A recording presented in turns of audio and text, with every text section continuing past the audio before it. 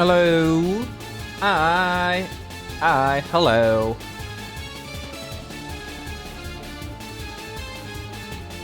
Hello. Hi.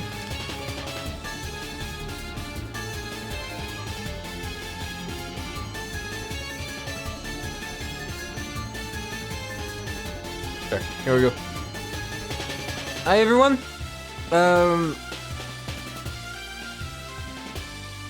I woke up from a nap like about 5 minutes ago. The funny part being that essentially I woke up like an hour ago, right? I saw the time and I was like, what? 19? Oh well, I still have an hour. I can close my eyes. I can close my eyes a bit and wait a little. It's fine. So I as an if, I macro, I mono. Let me actually say something. Hell yeah! So something has been said. Glad you said it. Yeah, so I do that, right? And then I wake up again at 19:15 and I was like, oh, nice. Okay, well I can close my eyes a little more. Then 19:30. Well, it's fine. I guess I'll just like stay in bed. I'll wake up soon. Then I fall asleep again and it's 25.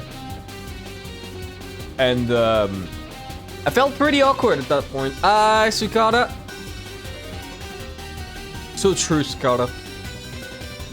So true. Alright, let's start. Where is it? Let's start Umineko, right? We're gonna start directly with Umineko. I don't really have much to say. I don't have much to add. No new theories, no new stuff came up. I am still just as stupid. I have not figured anything. My brain is still empty. I'm here to remind you. Remind me of what?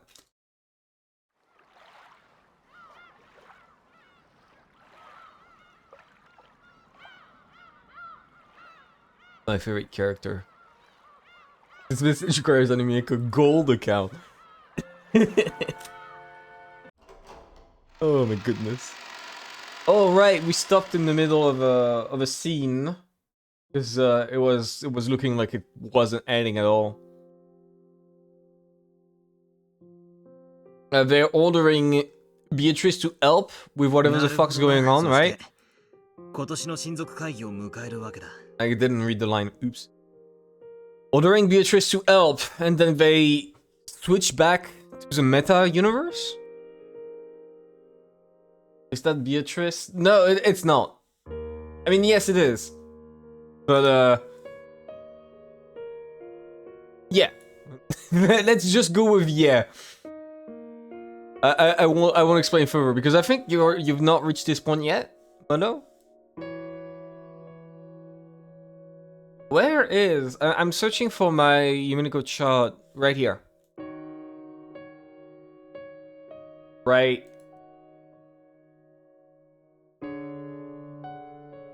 So, we'll add on to this one. We'll see if there's anything to add. So far, quite a few things. All of this is mostly worthless. Like, I've already talked about this for a long while. There's a bunch of red truths that don't matter. There's one that slightly matters. This one. After all, Natsui is drinking tea all by herself. Which does mean that, like, love is magic to some degree. And also the fact that Natsui is very cute. Natsui is very, very cute. Trivicky. I'm just here to say I love you, Yuko. Based. Fair.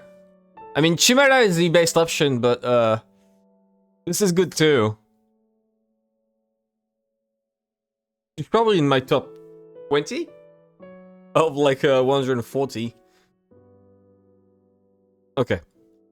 Alright, let's start. Is based. True. Not the best, but... Alright, let's start. From the shadows of the study, Battler watched the exchange between those three. No, she's not. I'm sorry. Alright, well, no. Fair enough. I see. So we made it to this year's family conference. Grandfather was in a bad mood, so he shut himself in his study and didn't appear in front of anyone.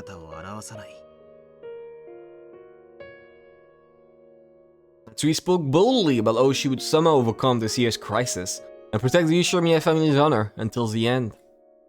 While Kinzo praised her, saying that the plan looked promising. Peter also praised her, saying that Natsui's dignified confidence was even more well-suited for the headship than Cross's. I'm wondering, right? I'm wondering if, to some degree, this isn't like kind of a trick where she sees a fake Kinzo, right? She believes in a fake Kinzo, so she sees a fake Kinzo, but there's a very real Beatrice in the room talking with her, right? I can't dwell on this idea further because I don't know what that would imply. But I can definitely see some shit like that being pulled off, right? Especially with the red truth about Natsui being alone as she talked with Kinzo. Wait, no, it was with Beatrice, never mind. Okay, never mind. That idea is completely dismissed. Oh, what's going on? The game audio is just dying for no reason. Why is it so low?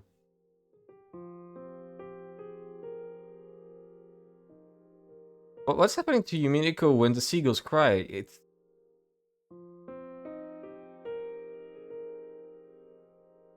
like, it's not on my side, right? You guys hear it very low, right? Tell me if you want it to be higher. Alright.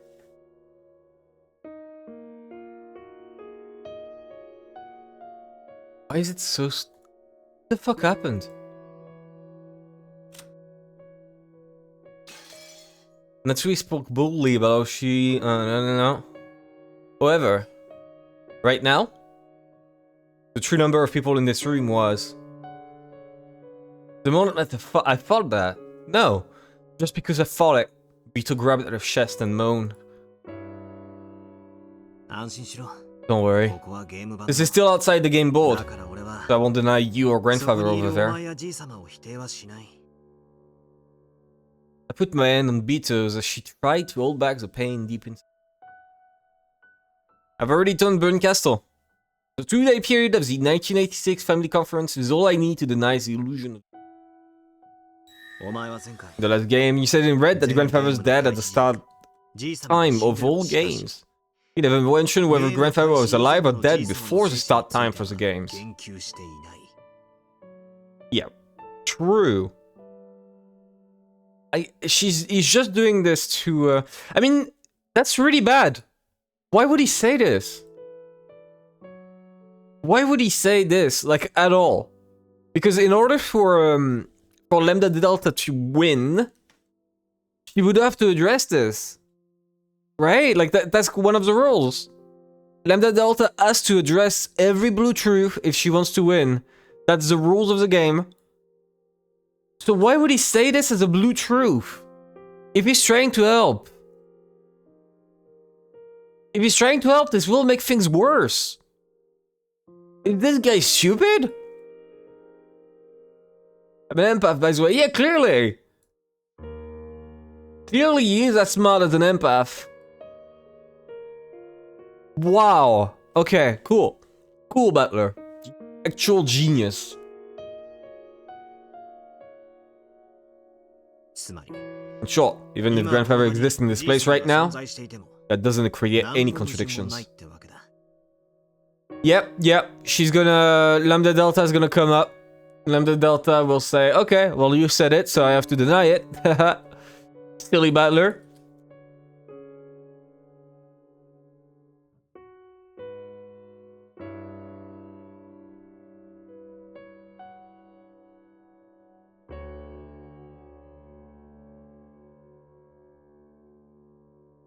Okay. Okay, so we start with Battler being a complete moron. This is gonna be a great stream. Hype. My hand touching her lit off a faint blue light, which seeped into her chest. That light tenderly wrapped itself around the splitter in Bito's chest.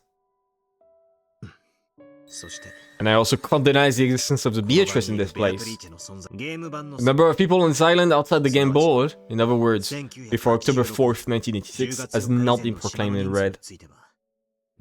Therefore, there's nothing strange about Beatrice existing here. Oh wait! Look, she has light inside her eyes. She's waking up. She's actually waking up. Okay. I gotta write it once it's clearly over. That he's gonna... Oops. What? For some reason, there's an invert color option on paint. Okay. I somehow never realized. Alright. Rita's expression softened slightly. My blue light slowly began to melt the red splinters that denied the illusion of the witch. Yeah, it's Beatrice. It is Beatrix. Vito still wore the same sad expression, but she lifted her face and looked me straight in the eye. Though she was silent, her eyes told me that her pain had subsided. The feelings that showed in her eyes were gratitude for taking the pain away, and appreciation. I was surprised for leaving even the tiny bit of leeway for witches to exist. Unable to look directly at those pure eyes of hers, I reflexively averted my gaze. Yeah, okay, so I'm gonna say it directly again.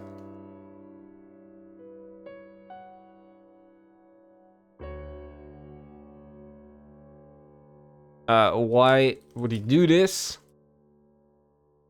Lambda Delta will have deny it.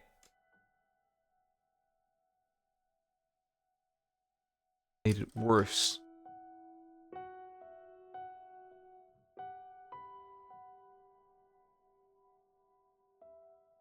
And honestly, in terms of like game, right? In terms of like figuring out the game, this is good.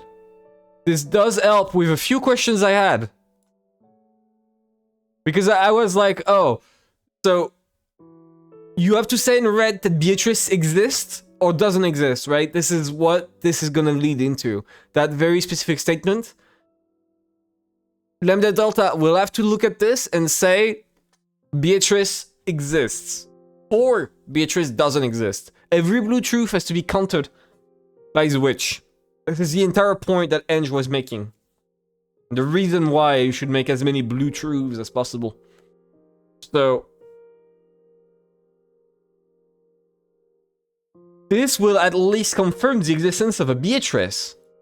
Right? I also can't deny the existence of the Beatrice in this place. This will confirm whether there is a person on the island called Beatrice. Whether there is a human called Beatrice. Right? At least whether there's a person called Beatrice on the island before the game starts.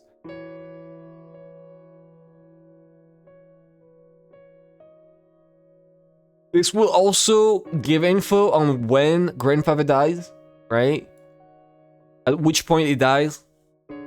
Again, this is good for figuring out the truth, but for what he wants to do, it's pure stupidity. He's actually stupid. How reflexively averted my gaze. Don't get the wrong idea. I don't plan on accepting the existence of witches or surrendering. I just want to let that pot slide and fight stoically, so that I can win the game against you.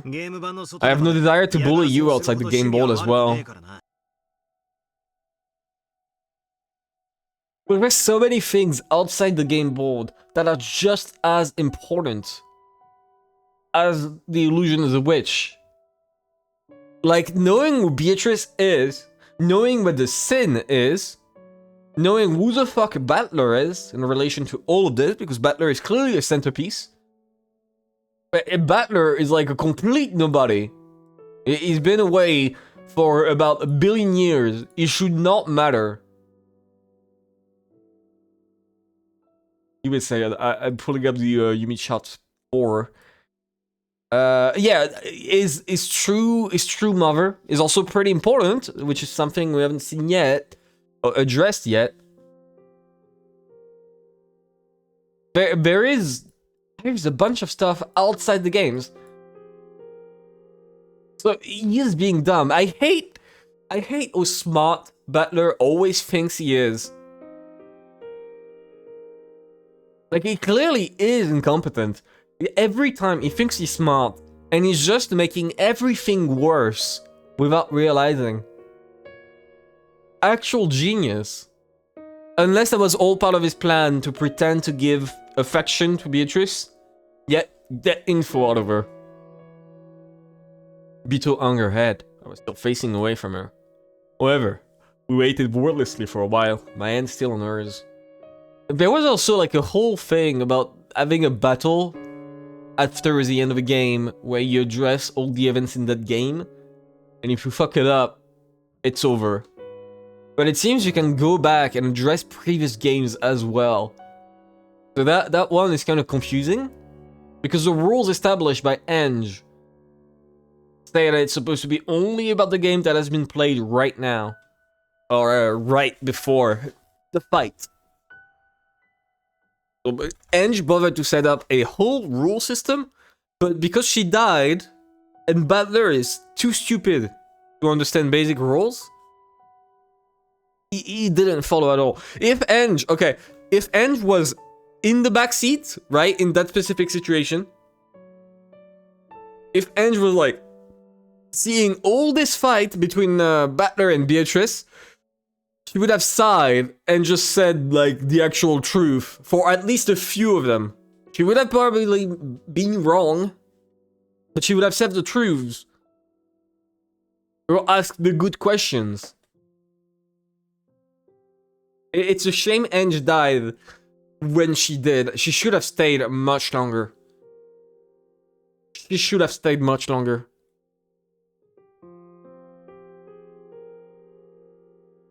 But now, no one would believe that this sad-eyed woman, same person as that frightful beast. So I asked once more, even though I said it out loud. It wasn't a question to her. I was asking myself, what in the world were you thinking? That's right. Even though this is End.S game, I have to find you here. I have to find what you thought and what you were trying to do. Very soon, this game will also reach October 4th, 1986. The 5th game will finally begin. And this time, I'll reach the end. The end of the journey. I'm not worried about surface level stuff, like murders and tricks. What did you, the Golden Beatrice, think? And what did you do what you did? I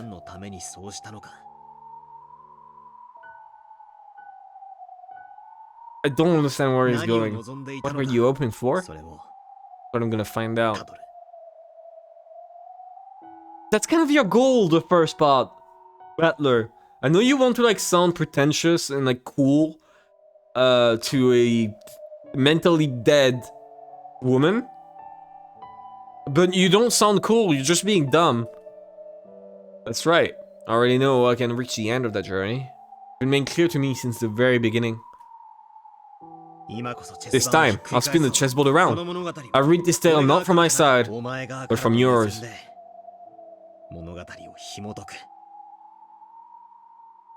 And this time, I'll understand you. I'll pick my way to your heart. I won't let you feel pain. Don't worry. I won't let those witches use you as a toy anymore. Vito looked up at me again and gave a small nod. That's right. The position of Game Master might have been snatched up by Lambda Delta. However, as long as I continue this contest with the intent of fighting against Beto, our fight will continue no matter who controls the game board. Very soon, the curtain will rise on our game. I do want to add my prediction really quick about the fact that there is no love in the game. But whoever this Erika is, I'm restating it again. Whoever this Erika is, I'm gonna write it down so I don't have to restate it anymore.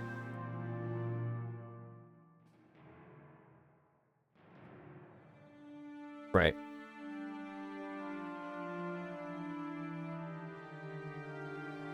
In blue,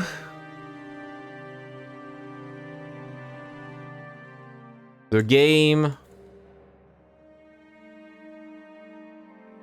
has no love. Its peace is on the board. Denies the witch, but not find the truth. Find the probable culprit. Not the certain one.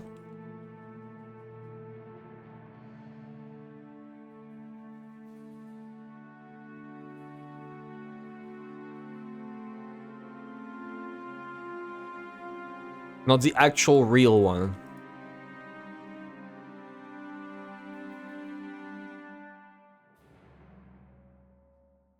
I think this is good. Right? That's my current theory about her inclusion. And why she would matter. And why she would be on the board in the first place. Have I told you yet? Probably not. No idea. In blue, just like Erika. No, in blue, just like Truth. She's not Truth. She's not blue. That air is closer... Like, that air is closer to purple? Wait. Okay. Actually, I'm wondering. What color is it? Go. Color name finder.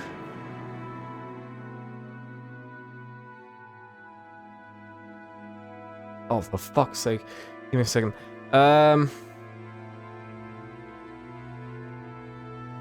Perfect.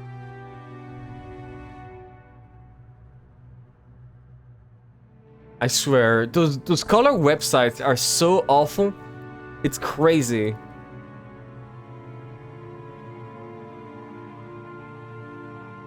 Okay, I give up. I give up. I'm not bothering anymore. But it looks like a purple to me. Pink can show you the X value. No, it doesn't. At least, like, not this version. Wait. Does it? It doesn't say the X value. I don't know what you're saying.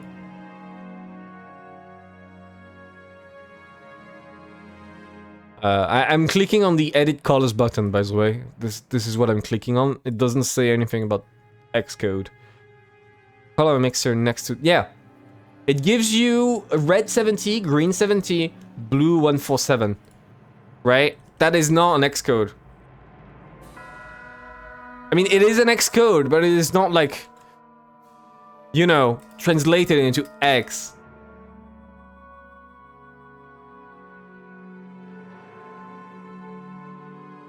Okay.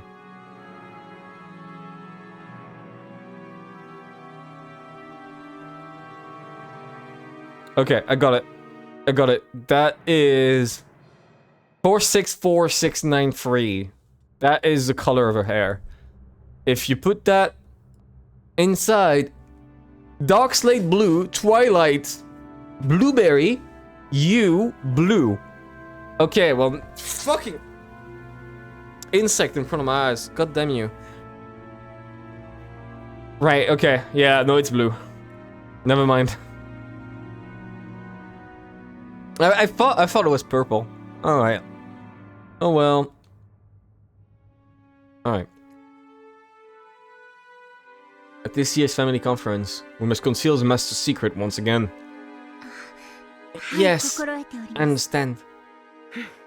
I'm a little doubtful that the same trick will work twice. Madam shares your concerns. Because of that, it was decided that this year we will not leave the study even once. In other words, we'll make it seem like he's been shut away in his studies the whole time. Yes, and the only ones allowed to enter the study are the three of us, the servants permitted to wear the one-winged eagle. Which means the three of us will have to perpetuate the lie about the master. Correct. The relatives will probably question you about the master's elfin mood. Make sure you answer without hesitation and see to it that nothing is seen as suspicious. Yes, I understand. I'm sure you screw up right away, Nissan. Maybe it's better for you to say you have a cold or something so you can skip that day. That's mean. Shannon wasn't just making fun of her. He also wanted to release Shannon from the burden of working on this most serious of days. Is this who gets replaced? Give me a second, I need to drink. My throat is actually burning.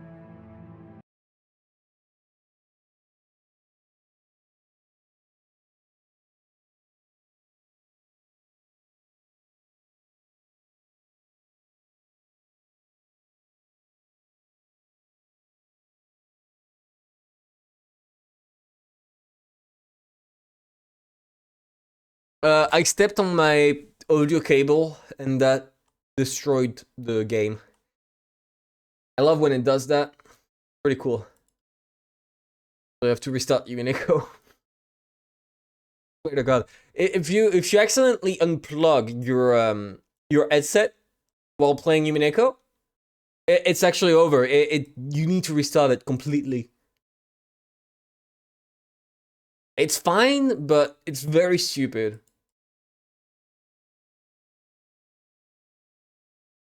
I still need to drink though, so give me a moment.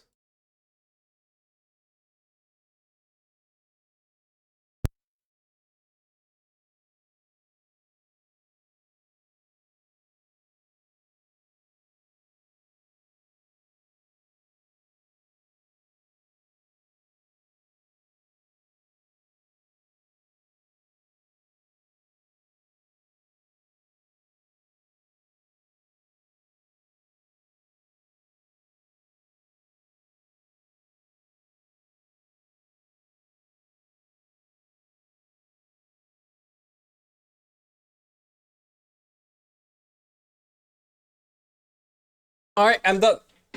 Okay. Okay.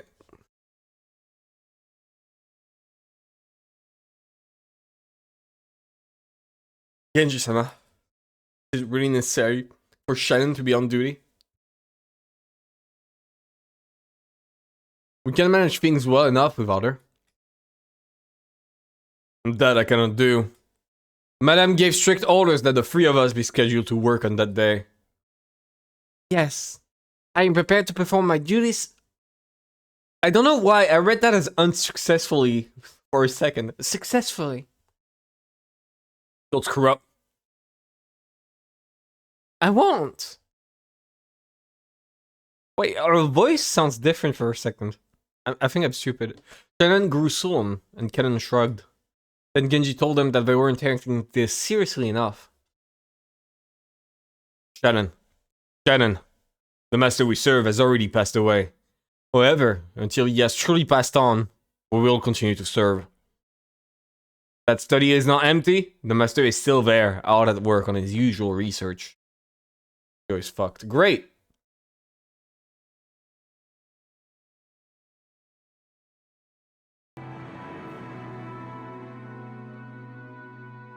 Is it good now?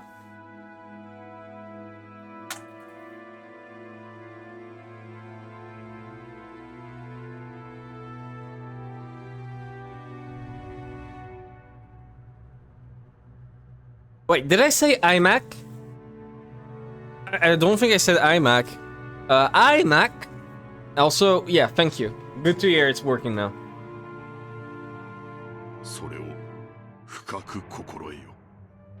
Think no. Yeah, sadly.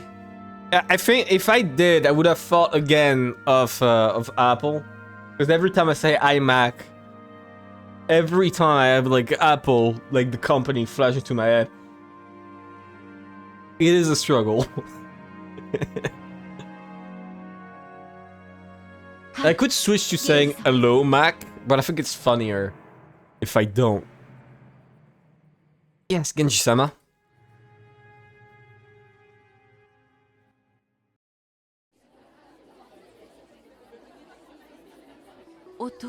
Father has already passed away?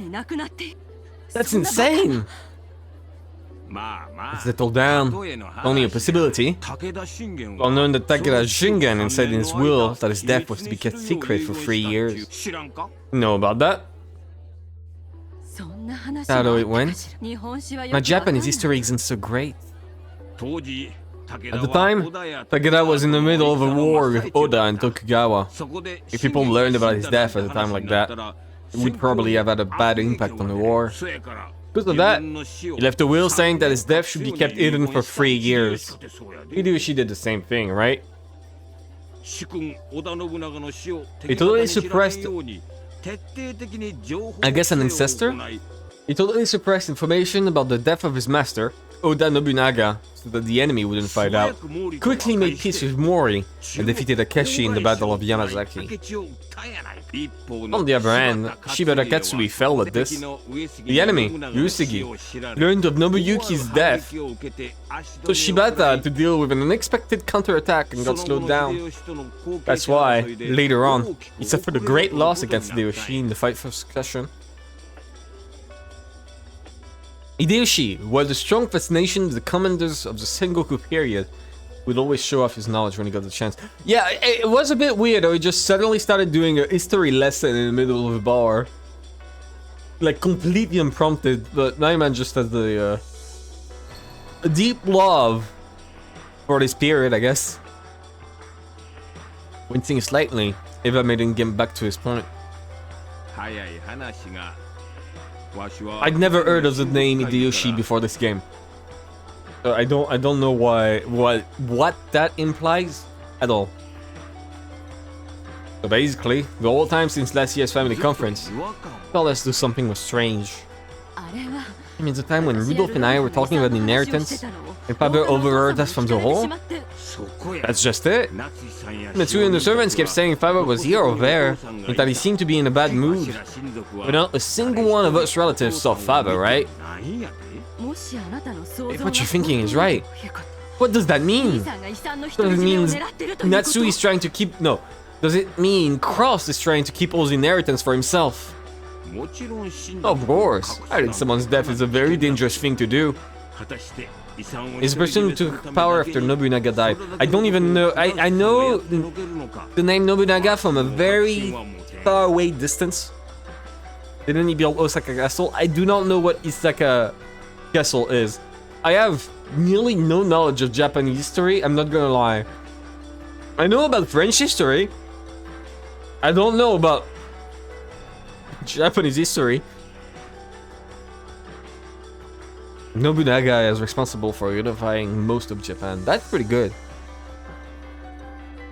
I don't even know what the Sengoku period is. You're dropping stuff as if I'm able to like... No. The only Japanese history knowledge I got is from anime. I see. One of his samurai was the one to finish the job. I see. I'm not sure Cross would be willing to do it just to have the inheritance to himself.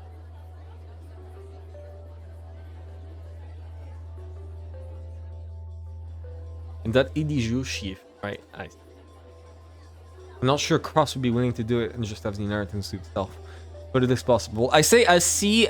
I'm not dismissing it. I just have no idea what to add onto it. Because, again, I know nothing. Well, it's true that Cross has always been greedy. He always used to take things that were meant for all of the siblings, giving them all for himself. Cross is supposed to be the richest of the siblings. Cross scheming to keep all the inheritance all to himself to the point of accepting the risk of hiding his father's death. Sounds a tad unbelievable to me. Even so, last year's family conference was so strange. Can't help but wonder. And I assume he failed, right? Eva and the others were painfully aware of how reckless it would be to try and see Kinzo when he was in a bad mood. So, during last year's family conference, once they heard about Kinzo getting into a terrible mood, they never made an attempt to contact him. That was why, to this very day, they hadn't found it suspicious that Kinzo had never appeared. Certainly is worth suspecting, but I wonder if Cross really would do something as appalling as hiding Father's death. He would! He really would! For all his pride, that man has a coward side to him. Listen, the expenses of building moon tourism will not pay themselves. It's like right around the corner. Moon tourism is about to arrive. We just have to wait a little more. And like, we will be on the moon. Just give him more money. Let him have the money, Eva. Surely he will double it. No, not double it. Quintuple it. It's just that good. Did he really make such a once-in-a-lifetime bet? Kinzo was shot to the moon. I'm guessing that no matter what, the rocket would not be constructed yet. Like, I don't think so. I don't think the moon tourism plan is for any time soon. Like, plus, let's be honest. Let's address this. What the fuck you gonna visit on the moon? You're gonna be on the moon for 2 days. You'll have seen the landing site for the Apollo mission. You'll have gone on a walk for like 5 hours around like a, a lunar base or something, and then that's it. You're bored. There's nothing. It's a fucking desert. It's like saying, oh, I'm gonna visit the Sahara Desert. Okay, sure. And then you get bored and you leave because there's nothing. It's not tourism, it's a one-way ticket. True. But I don't think that will be seen like appropriate to any government authority if you do that.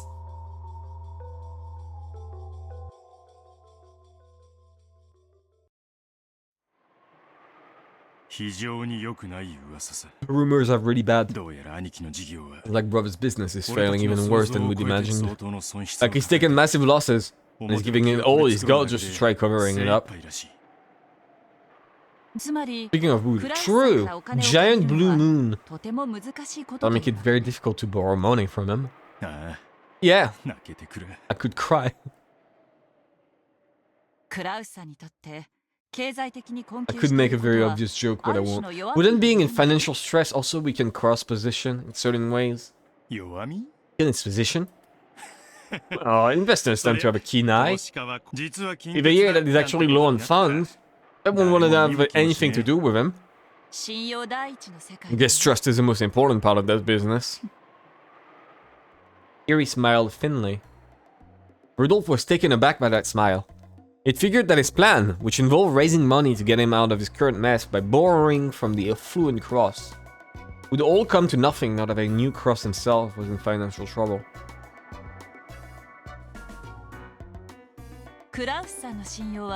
Confidence in Cross's Sans abilities might be a requirement for his own businesses in the future. But it isn't necessary for our future. Cogs are turning. Are you suggesting that I blackmail him? I wouldn't want to if it were me. One blood sibling to take another one down is no laughing matter. Rudolph felt a shiver go up his spine at Kiri's cold smile. At times, Kiri was able to throw away all compassion and think in an extremely ruthless manner. Whenever he saw that, Rudolph knew he'd never like to have her as his enemy. I'd rather not threaten Oni-san if we had any other way to get money. If there were another way, we wouldn't be worrying. Don't think it's a bit pathetic to waste time worrying about a problem when you have no other options? Right, I was thinking, was this game going to find out and use Kiri's theory of Kinzo already being dead being shown to Cross and forcing him to get Kinzo to come down? I was wondering that. Rudolph stopped talking, folded his arms, and lowered his gaze. He still fed some of the terror he'd experienced thanks to Cross's violence when they were young. And now, that same Cross was the one he needed to threaten. Rudolph would also be fighting against his childhood trauma. So, to give her husband a little push, Fury smiled reassuringly, and perhaps coldly. I've never been a fan of doing work based on trust. It takes hard work to build up trust, but only an instant to lose it. There's no less profitable investment. You're right. All the trust in the world isn't worth a good banknote. Even though Cross has been taking on massive losses, he ought to be capable of gathering enough money to buy us some time. Of course, he would probably be forced to cash in all the trust he's built up so far. Brain blast. I just had an idea about episode 4.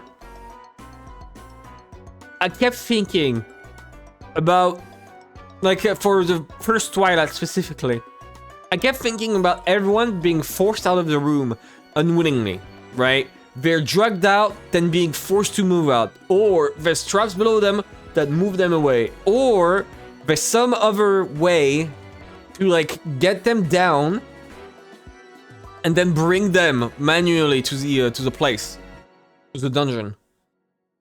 But I'm realizing, if you put a gun to their heads, like if you take a submachine gun, you point it at all of them, and you tell them, okay, you have an hour, follow us to the secret mansion,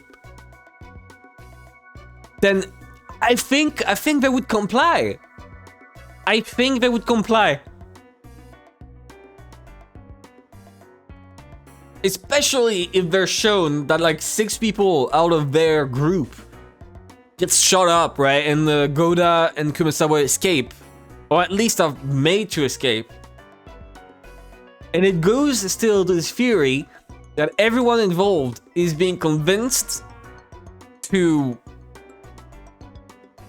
what's the word? To make the children believe that the witch is real, because the captor would say something like, oh, if you make the children believe, then they will be safe. We will not kill your children. Right? This is assuming multiple captors to be... So, the real question then is, first of all, who could do this out of the bunch? If it's not a 18th person, who could have done all of this and convinced all of them? And why would Goda and Kumasawa actually not lie? However, as one sibling not running a business, 5 and have wealth after we've seen so far. Okay, well, 2 things wrong. One, she does have a business because she married Hideyoshi, and so they're like joint owners. When Hideyoshi dies, she took all of Hideyoshi's stocks and then like built upon them to build her own company right after, and that company became like Evil Incorporated.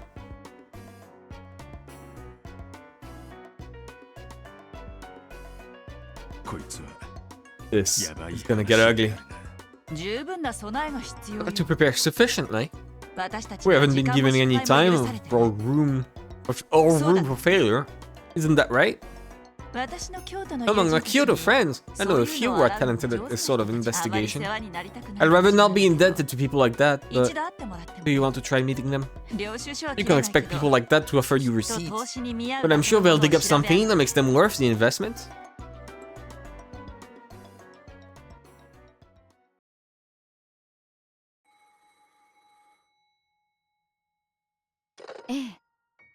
Yes, Maya's doing well too.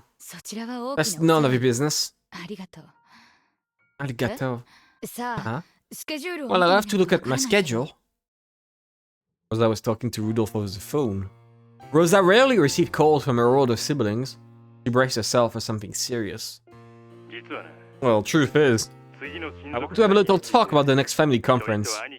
Without Cross. Between you, me, and Eva? Sounds like a headache. I can't go into details over the phone, but I think you'll find it's worth listening to. Something good? Of course! Aneki's all for it. Eva is? All we want is your approval. We aren't gonna ask you for money or anything like that. The most important thing is that the three of us stick together. Got it? Rosa let out a sigh. He did so because in the past, when Rudolph and Eva got into a fight with Cross, they always used to talk to her like this right before dragging her into it. First, tell me. I stand to gain something too, yes? Yep. The three of us will each grab 200 million out of this. If all goes well, we might be able to squeeze out more. That should be enough to handle your debt, right? And when can we expect to grab this by? Of course, it will be within a year. I need it. Eva needs it. And you need it too, Rosa. All three of our problems will be settled. The chances of success are good enough that Eva agreed to it? Now do you want a year? I know it's a bit sudden, but let's meet next Sunday, 19, at that coffee shop you like in Ginza. That's the only time Aniki's schedule and mine match. Any problems? If you're talking 200 million, I'll have no choice but to listen. And let's meet at 7 PM next Sunday at Leopold's. And Maria, you can bring her too if you want. Don't talk about money in front of that child. Set the receiver down with a clunk, a little violent. Apparently, either Eva or Rudolph had gotten a hold of one of Cross's weak points. They would probably threaten him with that at the next family conference, force him to pay up. Even before hearing the details, he knew full well that it would be nothing good. But even so, this might be her once-in-a-lifetime chance to pay back her large debts. Rosa took out a notebook out of her handbag, started to mark the day she'd be meeting with Rudolph and Eva. Then she frowned and smacked herself hard in the forehead. It was written there was DZL with Maria, something she had planned to do with her daughter. Maya was in her room, playing around excitedly with Sekutaro and the others. That was because she was going to go to that recently built amusement park, Disneyland. Hell yeah! The following Sunday. Looking at the clock, Rosa saw that it was just past 9 at night. If Rosa wasn't a bad mom, she would say something like, "Oh, I'm sorry, I had to reschedule it, but we'll go tomorrow instead." Or we'll go the day after, or even we'll go 1 week after, right? But I bet you she's not gonna say that. I bet you she's gonna say, "No, we don't go. Give it up, Maria. We're not going." Maria was breaking the lights out rule, covering her face and agonizing for a while. Rosa stood up and stomped over to Maria's room. The room would probably be a mess as well. At least tonight, that was convenient. Stood outside the door. Is she gonna use that as punishment? Instead of just telling her, she's gonna punish her by pretending that... His face twisted in anguish once again. She looked at the floor. When she raised her head again, her brow was furrowed, and her face had become an ugly expression of anger.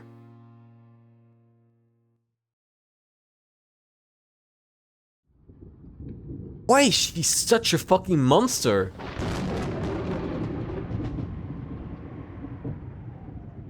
There was Child Protective Services showing up at her home and they did nothing. She literally attacked a Child Protective Service officer. And Maria is still stuck with her? Are you fucking kidding me? She's not even that rich. She owns a big business, sure. But her business is failing. She's part of a family, but she's like the last daughter. No one gives a shit about her. She shouldn't have that child. She should not have that fucking child. Maria should be staying far away from her. Far, far away. Oh my god. The weather wasn't that great, according to the weekend forecast. If Umineko doesn't end, like, the happy ending of Umineko isn't an ending where everyone comes back alive. The happy ending of Umineko is one where everyone comes back alive except for Rosa. Or at least one where everyone realizes how terrible Rosa is and takes Maria away from her. What? What do you mean, what? Monotoaster? Certain tropical cyclone would likely grow into a large typhoon, if unhappy premonition is done to be right. Any info? Rosa is the worst mom. Extremely abusive. And like you just saw it. She just finds any excuse to get angry at Maria and like blames every problem she has on Maria.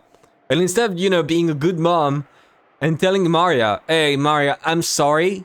We're gonna have to reschedule or attraction park thing to, I don't know, a week later or, you know, the day after or something. And just being apologetic. She just found any excuse to be mad at her and use it as a punishment. Just to fit her own needs. She also constantly isn't at home because she wants to like fuck random guys. Like literally just, she wants to fuck guys she likes. So she just leaves and leaves Maria alone for fucking weekends. No episode about Rosa being horrible to Maria. Yep. Yep. Literally none. The one time Rosa wasn't terrible to Maria was at the end of episode 2. But even at that point, she needs a therapist. No! No, it's not a matter of therapy. She needs to have her child taken away.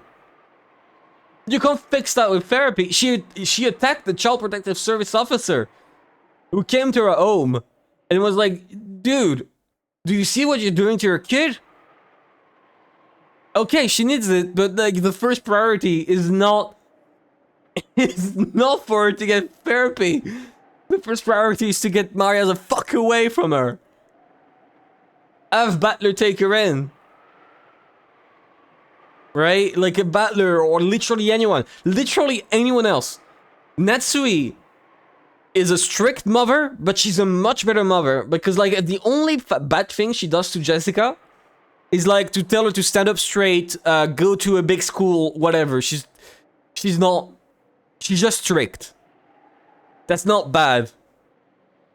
She hasn't abused Jessica like once, as far as we know.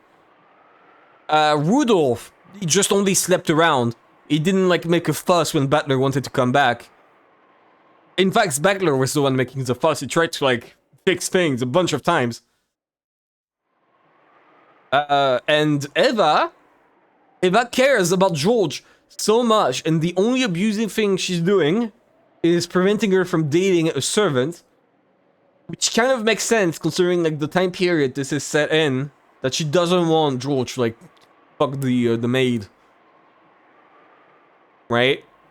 Considering how somewhat noble in quotation mark this family is. So I don't know. I think Rosa needs to be taken to jail. Maria needs to be taken anywhere else.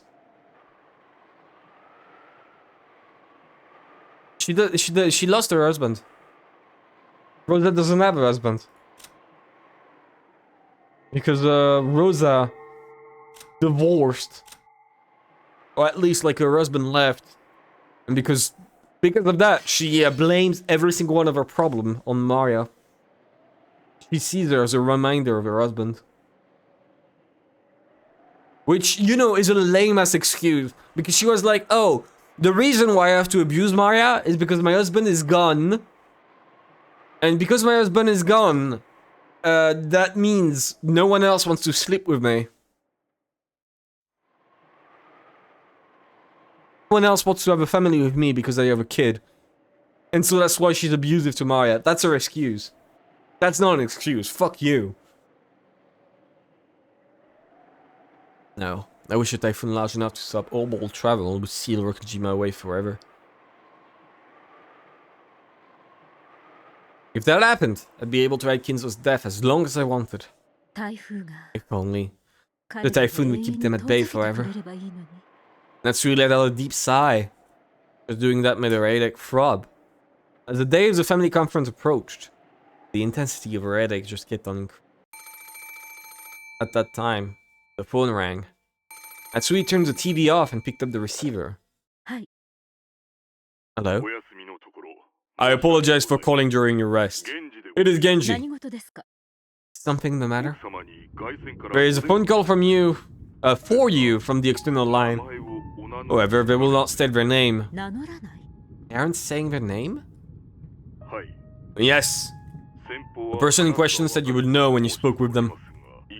What should be done? Maybe a prank. What do they sound like? I believe it was a young man. Any idea what it might be? Young man? Matsui didn't have a clue who it might be. In the first place, there was no one amongst her acquaintances who would do something as rude as refusing to state their name. And on top of that, a young man? As a wife, she must avoid any contact that may be considered suspicious with anyone other than her husband, much less a young man. As soon as she thought this, phone call suddenly seemed like something dirty. But despite that, she also wanted to know what they wanted to tell her. Could it be some kind of trouble related to Cross's business? Could it be moon tourism? But if there was some particular reason they needed to talk to Cross's wife instead of Cross directly. No matter what it is, it's my duty as a wife to listen and report to Cross. If it's some bizarre threat, I just have to firmly refuse and inform Cross that I received such a phone call. If it's something offensive, I just have to tell Genji to never send me anonymous calls again.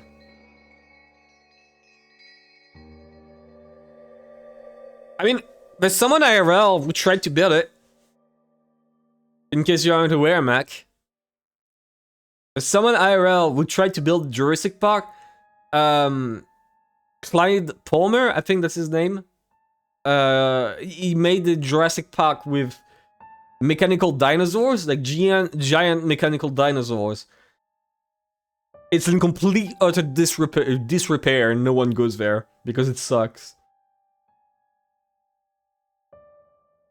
So I think that's how his park would go. Clyde Palmer is like an insane billionaire. He instructed every employee of his company, of all his companies, to vote for him in a poll to decide like the national living legend, right? Which includes like very prominent, good people, and he's the only person on the Wikipedia list to have written next to his name, instructed his employees to vote for him. Like everyone else was normal votes, except for him, who like bribed his employees.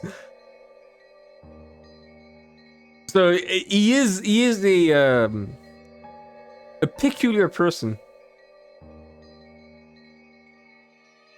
As Netsui thought this, just as Genji was suggesting that he hang up on the man, as though that's what she would naturally chose. She told him to connect her to this person. Then set the receiver down. After a short while, the phone rang again. Moshi moshi. This wasn't the internal line. It was the external phone line which Genji had redirected to her. It should have already been connected directly through the mysterious man. However, the person on the other end didn't respond. Not liking this at all, as we spoke one more time, sounding displeased. Moshi moshi? Who is this? Tell me your name! Heard something that sounded like a sigh. He gulped reflexively. After remaining silent for a little longer, the man finally answered. Lobotomi Corp music.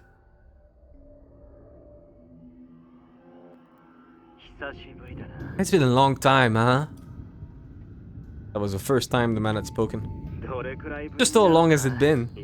How many years? What are you talking about?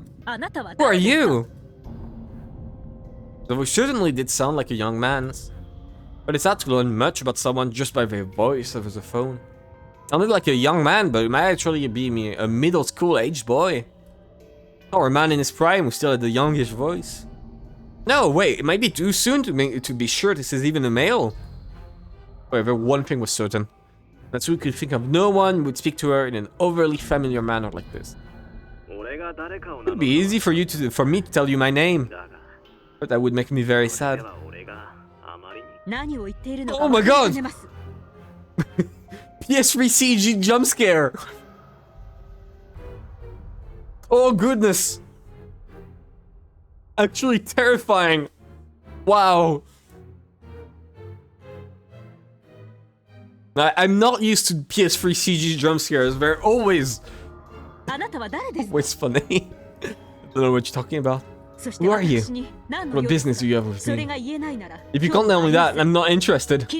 I'm hanging up. What I want is for you to remember. And what is it that you're telling me to remember? I don't know you, so I have nothing to remember. Please do not say that. I am your...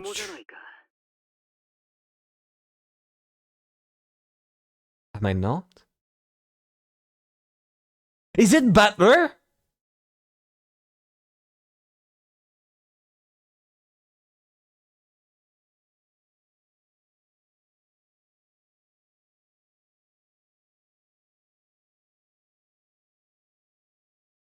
But why would Natsui... What?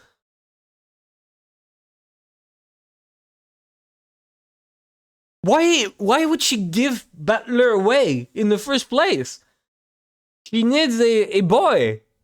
She needs a boy to, like, have a successor to cross. Why would she want Jessica to be, like, the successor?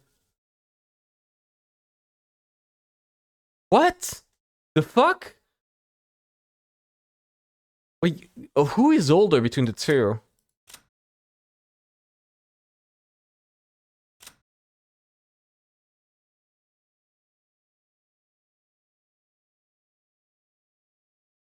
I think Butler is older than her. And I already stated with the code 07151129. It's still fucking burned into my mind. That there is a period where if whoever is born on 1129 still there.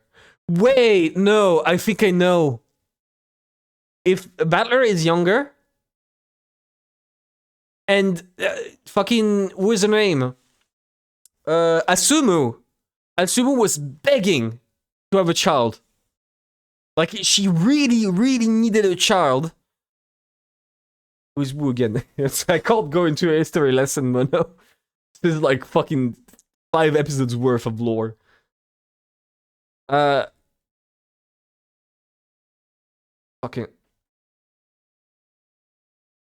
So,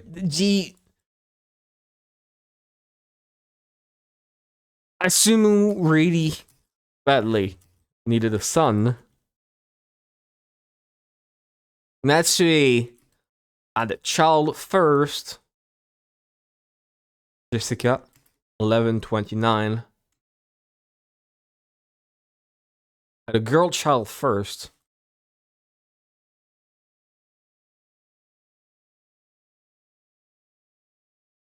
And then a boy child, 0715.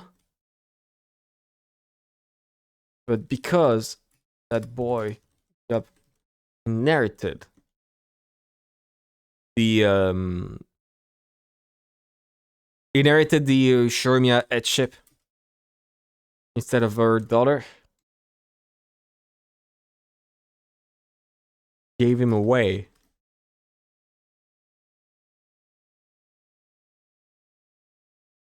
To Asumu, who would gladly lie.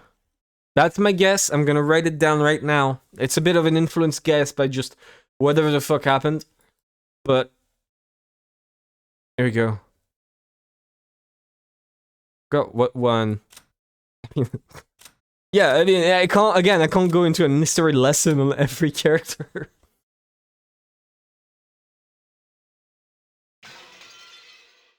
It's a bit late to go over this.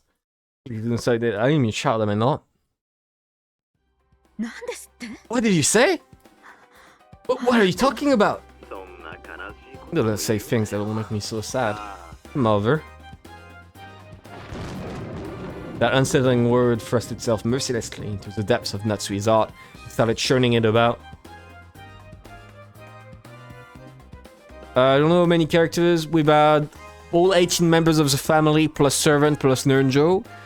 Then we have Gap, Renove, Beatrice, Drone Castle, Lambda Delta, Erica, who is a new addition. All the goats, which I'm gonna count as 1. 7 steaks. 4 rabbits. So that's 11 on top. 11, 7, 18. And I don't think there's anyone else that has been added to the count. Apart from them. No, Ange. Ange is a 19. Sakutaro makes it 20. Virgilia is 21. And I think that's about it. Yeah, that looks to be about it. No, wait, there's all the people in the future, which I don't know if I'm gonna count. I'm gonna count the ones which have a full portrait and not a photo, which would be like 2 people. So that would be 23. It's the bodyguard and Onigiri. So 23 plus 18, that's 33, 41. 31 characters. 40. In her entire life, Natsui had been told something so unsettling. In the bewilderment, Natsui felt her heart beat so loudly that it felt like it would explode. I have no idea what you're talking about. I don't know what you're planning, but I'm hanging out. I came back for revenge. Revenge for your crime of 19 years ago. Natsui's mind went blank. And from beyond the wind howling outside the window, he most certainly heard the roar of the sea from that day. Oh, you actually do remember, do you not? I told you I don't know what you're talking about. Never call her again. I have not forgotten how you treated me 19 years ago. I curse you. I still call you mother despite that. No, because of that. The family conference will be here very soon, right? I am your son, mother. I will come on the day of the conference. After 19 years. So that I can have my revenge on you. It is Battler! Battler is partly Beatrice!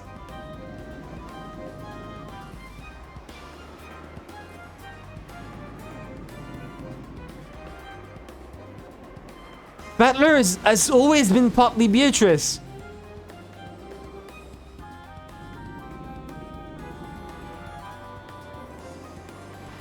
And like Beatrice is a part of him that wants to fucking kill. Onigiri is not a portrait, I forgot. Part of him that wants to kill like everyone to get rid of it or whatever. To actually, you know, get revenge on everything.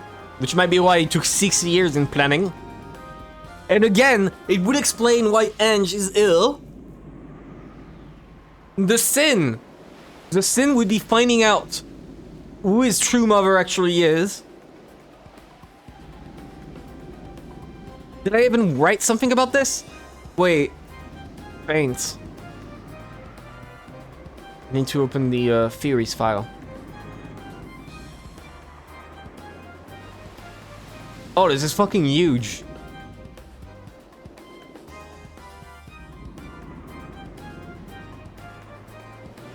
Here, give me a second.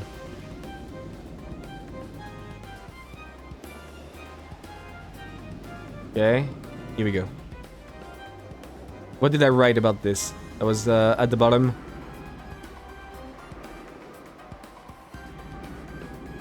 Sin. What did I write about it?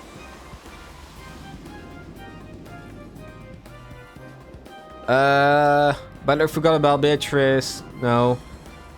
Decided to stop playing the game with Beatrice. No.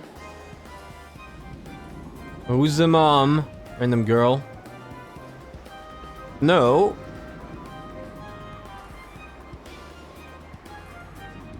No, I said it's an attempt to make a new Beatrice.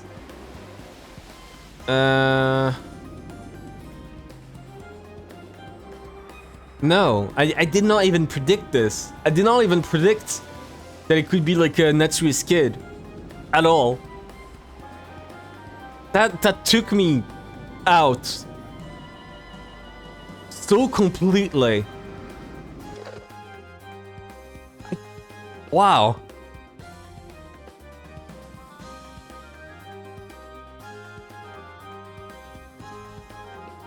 Wow, okay. Wrong one, here we go. I'm gonna add onto it. Battler's sin is finding out who his true mother is and deciding to take revenge.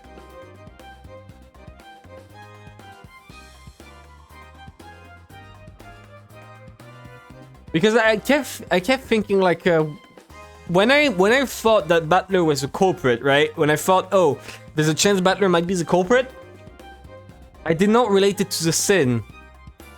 But if Battler is the culprit, then whoever's sin it is,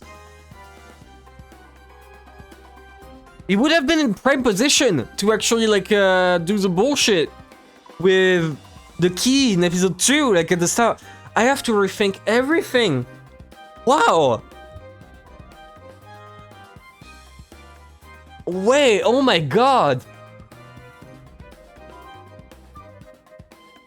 Oh fuck me. Breathing so hard, her shoulders heaved. Natsui slammed the receiver down and hung up. Then it sheathed the phone violently, knocking the receiver off, so that no more calls would come through it. I can hear the roar of the sea. That voice I hear from beyond the howling wind is certainly... even if I cover my ears, the headache won't. Completely pale, Natsui kept shivering as though cold.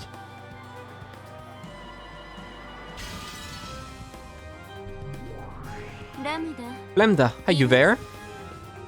Yes, I'm here. I'm here where you want me to be, Burn. Then crawl into the cupboard under the kitchen floor. Or in a jar of rice bran paste, if you like. Oh, you're gonna dip me in bean paste and bite into me? But then I'd rather you would dip me in honey. In return, I'll cook you in sugar water. At least make it sweet soy sauce with sweet sake. So, what's up? You're gonna make me repeat something? That's right. Is Natsui's phone conversation here real? Then the Delta grinned pleasantly as the sizing burn castle up. That crossed my mind for a second, but I was probably trying to cheese Burn for making that demand. You refuse to repeat it? Well, now, should I refuse or should I respond? As a game master, that's up to me to decide, and I get to make that decision anytime I want. Unless I stated in blue, you aren't obligated to respond. That's it! Giggle, giggle. But now you're stuck wondering about Natsui's secret of 19 years ago, okay? Not sure you're sitting on the edge of your seat. Giggle, giggle. Of course, this fishy telephone call happened before October 4th. This is still before the start time of the game. There's basically no need to question whether it's true or false. Since you, the game master, went out of your way to show me this, I'll take it as a preparatory move for something else. It might be a trick, but I'll at least keep this move of yours in my memory. You'll leave without turning your card over. Ouch, what? Direct attack. After suddenly being conked on the head. Lambda Delta was bewildered.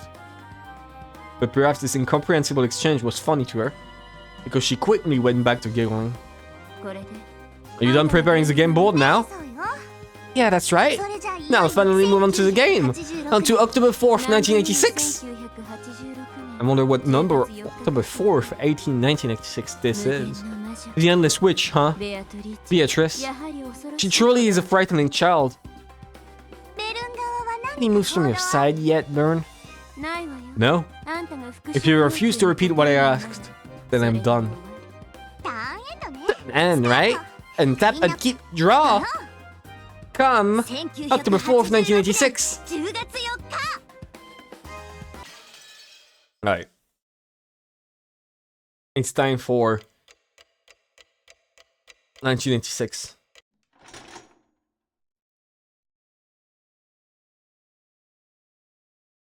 October 4th.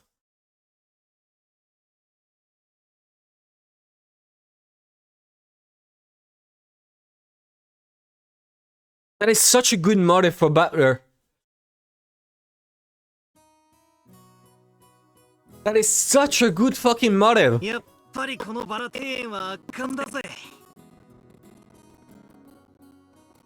Oh, it's bothering me because it makes so much sense. If this phone call is bullshit.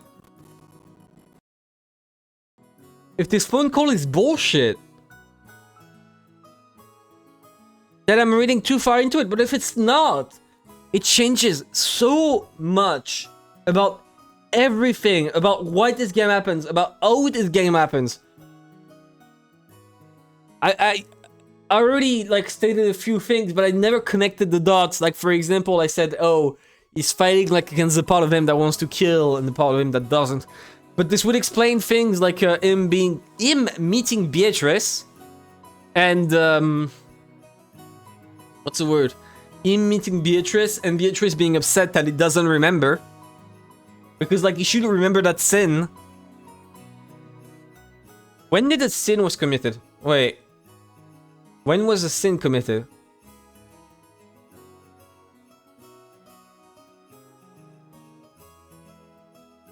The sin was committed... Nope. Nope. Because of your sin, people die. Okay. I don't know, I didn't... Oh my god. This regarded me as a masterpiece. It's gotten even more awesome than it was 6 years ago. So lucky to have this as your yard. That would explain why there was blood on Natsui's door. No, don't give me answers. What do you mean? Don't give me answers. Oh, yeah, I think... Oh, you meant about the red truth? No, never mind. No, I just opened the chat. Don't worry about it. I have the charts on the side. I thought you meant, like, give me the answer to the puzzle. I was like, no. What do you mean? No. Like... That would explain the charm, right? I went so far to... Guess that this was all about the mirror that was in Natsui's room. In episode 1. But what if it was just to get revenge on her? Right? Because he had no idea that Natsui had the charm from Jessica. He wasn't here to see it.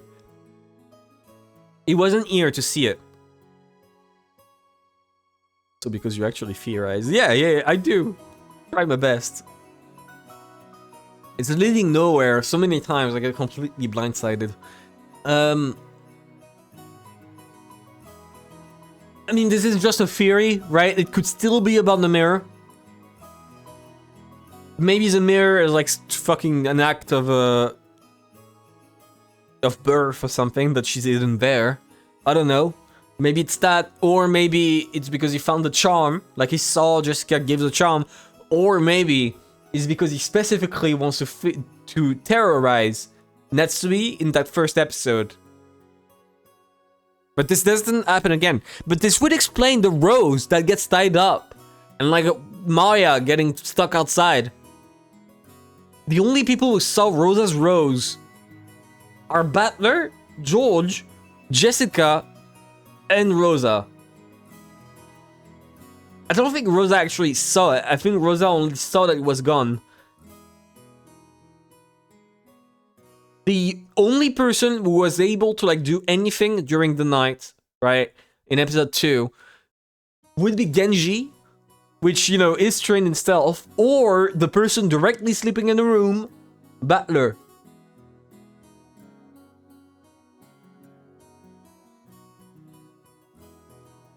The duel with Natsui I don't get, though.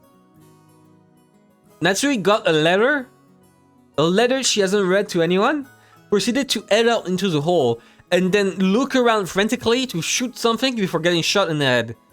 But Butler was still with the kids at this point. So that doesn't check out. So he must have an accomplice in all of this. He has to have an accomplice. Alright, we'll see. Are you kidding? For me, it just makes it a longer walk to Yalver, and that's a real pain. That's a pretty luxurious worry. Ooh, getting to say hi to the roses every morning must be awesome. You must get laid after saying hi to so many roses. Shame about End, though. Your stomach got upset easily, right? Apparently. It's probably your intestines that are weak. He's almost always got the runs. Ooh, you shouldn't say something like that about a lady. Sorry about that. Yeah, I forgot. Nothing comes out of a girl's butt but marshmallows, right? But getting sick. I'm not reading that one out. Okay, that's really way over the line. Yeah, thank you for putting him up. Thank you. Yeah, no, my goat is washed. Jesus. Whack, smack, fud. Smack fud was probably the sound made when his knees hit the ground as he fell over. Now maybe Butler possessed a good sense you'd expect of an 18-year-old man. However, it seemed that this reunion would brought him back to the mental age of 6 years ago. And bit by bit, Sky and George realized they were also returning to the way they'd been back then.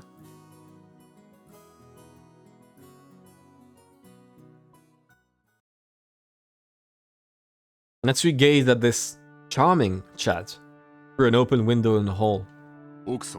Madam, Cross is searching for you. I'll go in just a bit. It isn't even lunchtime yet, and I'm already tired. Just a few moments ago, the sparks had already started flying between them and Eva's group. The others had pounded on Cross and Natsui over and over to get Kinzo out of the study. I mean, okay, I will say, even if I thought, I think I probably thought that it could be Natsui, right? I talked about a random girl being the mother. But when I stopped on Natsui, I was like, no, it can't be Natsui. Because I could not see a reason why Natsui would lie about having a child. So that completely blindsided me. Because it's kind of a thing you can't really expect, I feel. You can't really expect that Natsui would have a reason to conceal Butler. If I could, Lucas. Yeah, I stopped uploading to YouTube because I still have all the VODs. I just need to get around to it, but it's a lot of time, especially with the fact that I try to, you know, cut it down a bit. I need to get around to it. By tonight, I think tonight I'm gonna start re-uploading again. Once the stream ends, I'm gonna end the stream and start uploading. Which should start again from episode 3. There's probably like a couple streams I missed, but not more than 2. And it was none of the episode 4 streams. So that's at least the good part. Right. But yeah, welcome, fucking Lucas. There are no problems with father, right? Correct. Leave it to me. Shannon and Cannon are also fully prepared to handle today's arrangements. Kumasawa is a good liar, so I'm not worried about her. But I'm a little concerned about Dr. Nenjo. I get the feeling he's bad at hiding things. Leave that to me. I intend to support Dr. Nenjo from nearby as much as possible. It's so reassuring to have you there. It truly does help a lot. Without your strength, we wouldn't be able to succeed. I am honored by your words. So when does Erica come in? Don't worry. The closed room barrier on this study is perfect. As long as the barrier remains unbroken, no one will be able to expose Kinzo's secret. Yes, I understand. Still, you had the conversation in the parlor just now, didn't you? Indeed. Seems that some considerable suspicions were aroused last year. The terrible toxin has accumulated and is being spread all around. It seems this year's conference really will be crucial. We might be able to overcome this year somehow, but there is such a thing as pushing our luck. Probably best to assume that next year won't be manageable. With this much of the magic-resistant toxin filling up the place, yeah, it's already implied that Genji is run away. It will probably be difficult to preserve Lord Goldsmith's magic for yet another family conference. Who are you? Oh, no need to be surprised. Never good when the streams get auto-deleted. Which, yeah, it definitely isn't. I just need to get around to it, but I've made a point of like, I bought a 1 terabyte SSD for this very specific purpose. There is, I think about, let me check. How much footage do I have?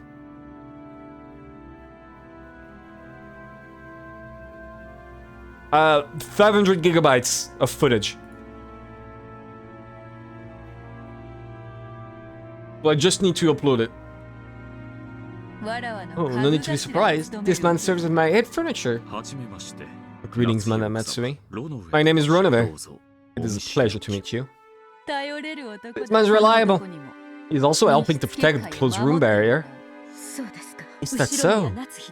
I'm Shiromya Matsui. I thank you for your cooperation. Of course, madam. I will be aiding you from the magic world. Please rely on me.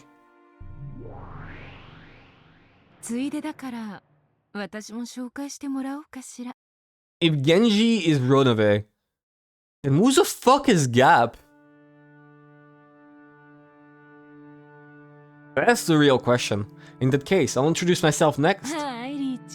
I, Riche. Long time to see. Ah, Gap! I'm glad to see you here as well! And then that last girl just slides into frame. Hello, I am the new character. That would be very funny. Well, I only came to have some fun. If you need an extra hand, let me know.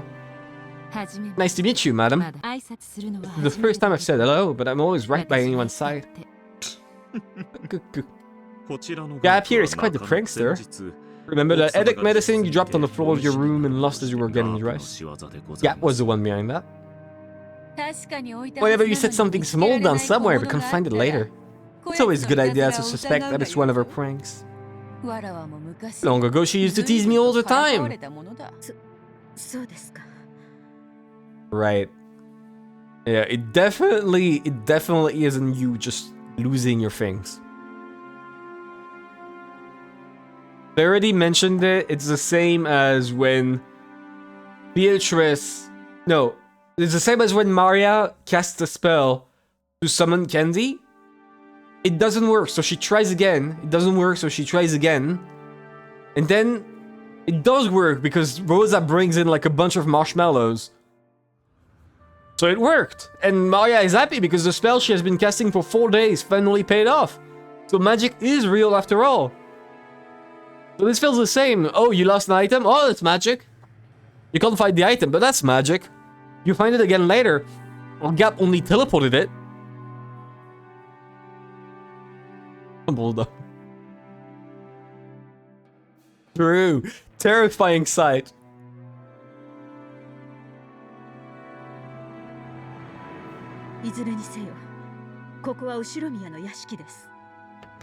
And I want to do this.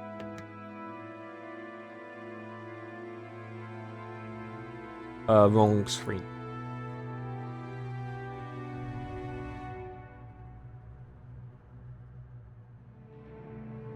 Second to crop that out. Okay. Crop that out. How do I set it up? Didn't wait, no, never mind. I already did it. I wanted to like duplicate her. But I already did it in episode 1. I wasn't aware. I was right from episode 1. Holy shit. Can you guys believe it? No, episode 2. Wait, where is episode 2?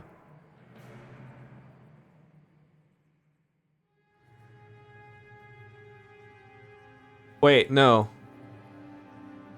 Never mind. I got the wrong one. Yeah, it's this one. Copy. It's episode 3. And I got the wrong person too. Because, I duplicated Rosa. I thought I duplicated Natsui. Oh well. Okay, let's continue. Maybe it implies Genji equals Natsui. Who knows? Who fucking knows at this point? Especially considering she's overlaid on top of him. That's so. In any event, this is the Usharmi I mentioned. As long as you are here, you will obey us. You understand, correct? No, of course. We understand.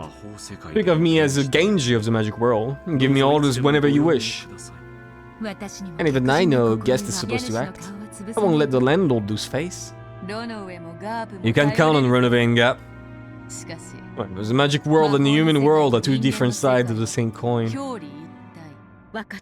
I understand. Of course, I will do all I can in the human world. Let's work together and protect Baba's secret. Indeed.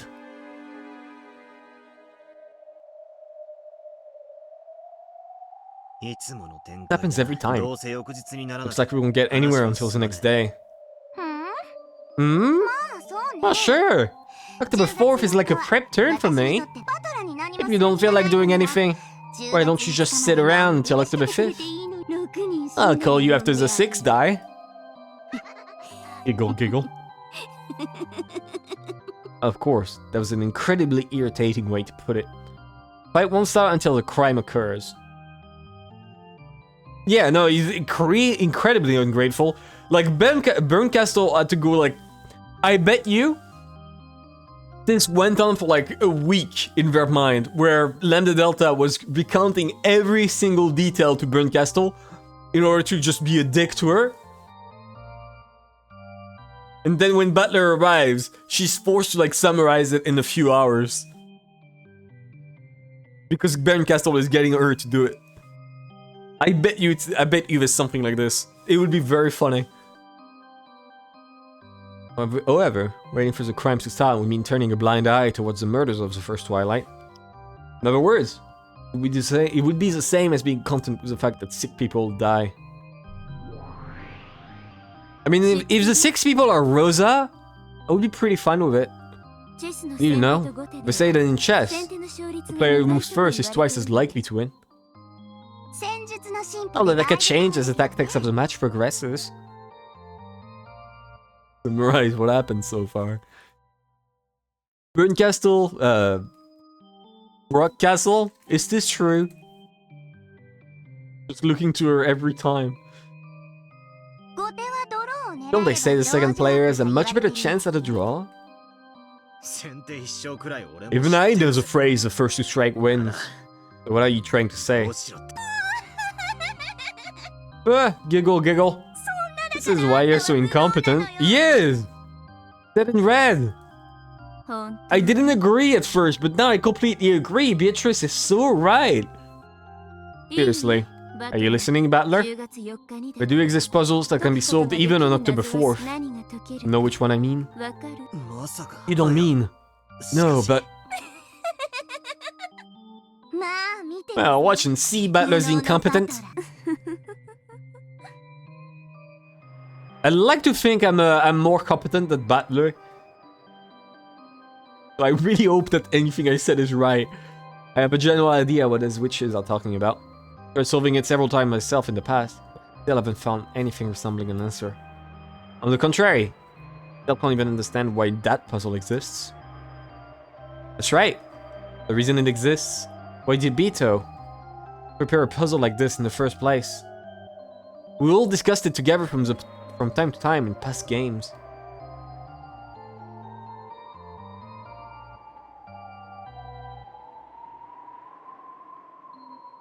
Isn't it who's Beatrice?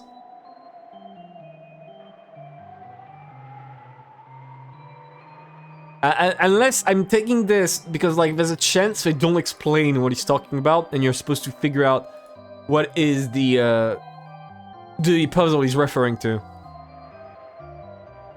On the assumption that there's no point in trying to solve a riddle that can't be solved. Time I should change my viewpoint. I shouldn't just focus on the surface level stuff, like the truth of the riddle and how to solve it. What's more important is why that riddle was set up in the first place and displayed for us to see. That's what I should be thinking about. The one proposing that riddle is Beatrice. Even if I can't solve it, be able to try and figure out what Beatrice was thinking when she showed it to us. Okay, this time I'm spinning the chessboard around. The witches keep calling me incompetent. Let them laugh. They aren't my enemies. I'm controlling our match, Beto.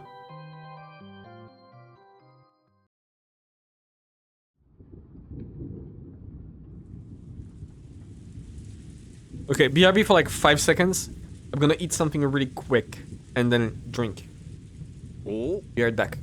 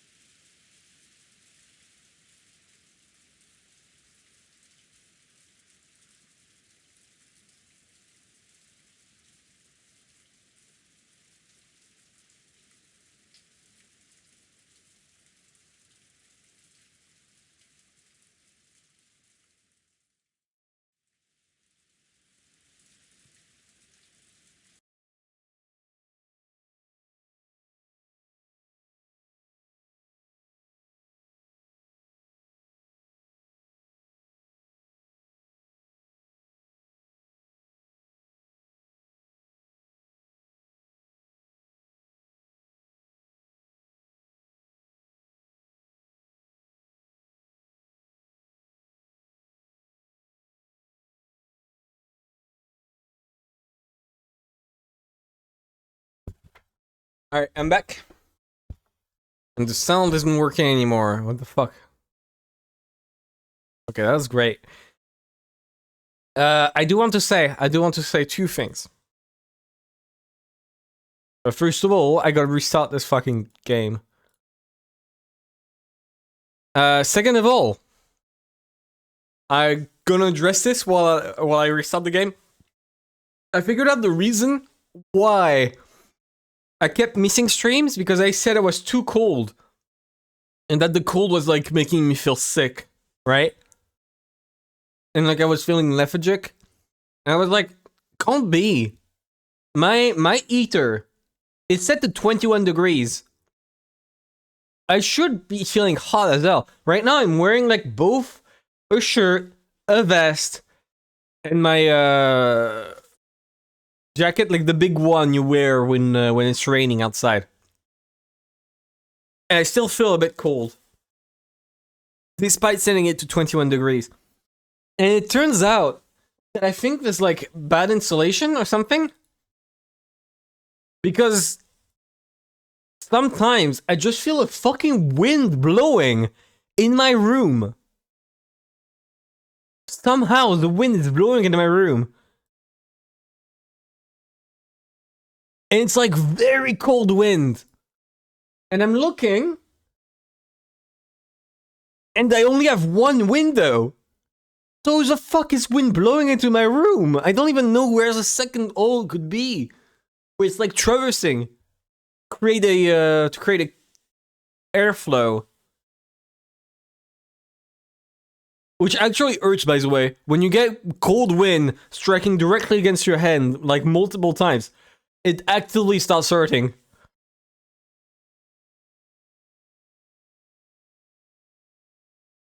So, I don't understand. Why is the game not capturing?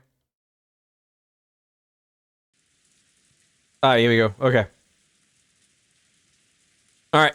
Hideyoshi again. Oh, looks like it's finally started raining. Dang. Yare yare.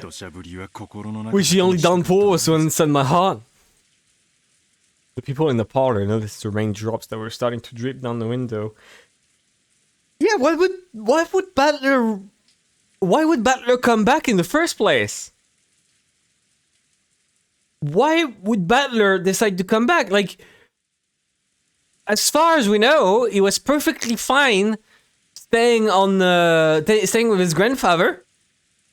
Why? What was the reason why suddenly, out of nowhere, Battler wakes the fuck up and goes, "They died." Sure, but even then he was like 19 or he's 18. He could have. He had no reason to move back with his father. He could have just. What's the word? He could have just gotten a job and worked on his own. Especially with how much it's been stated that he hates Rudolph. So, like, I understand. I did forget that they died, but I still think that changes nothing. What was his reason to suddenly re-establish contact with the entire family after 6 years? And not just re-establish contact, but come to a family conference as the first thing he does.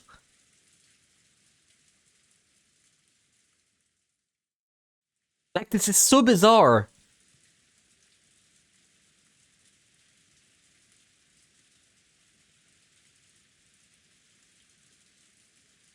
I don't know. I really don't know.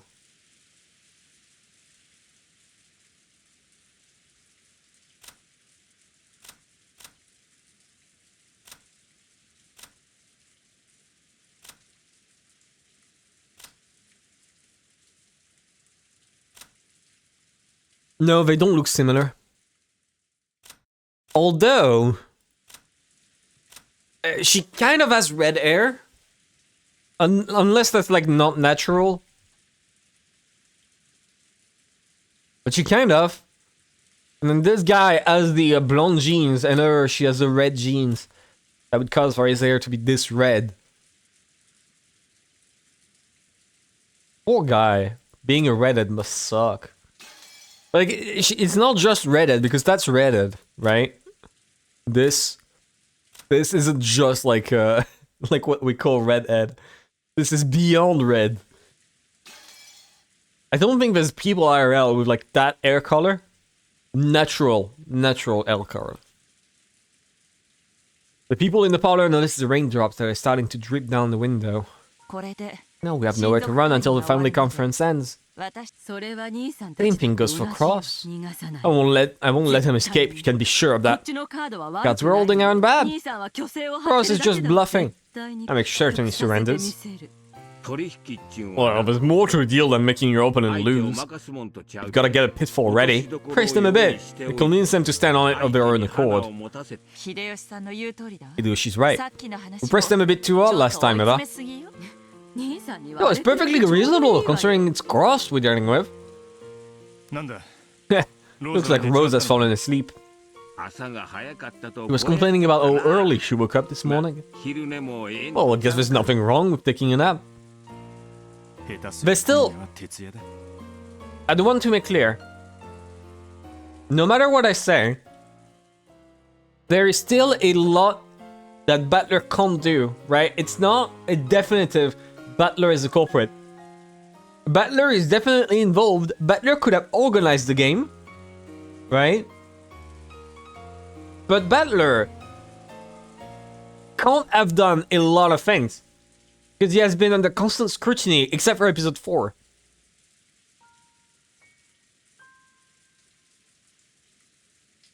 So, I don't know. The chance we might be forced to spend all night on this. Getting a nap in now. Probably a smart idea.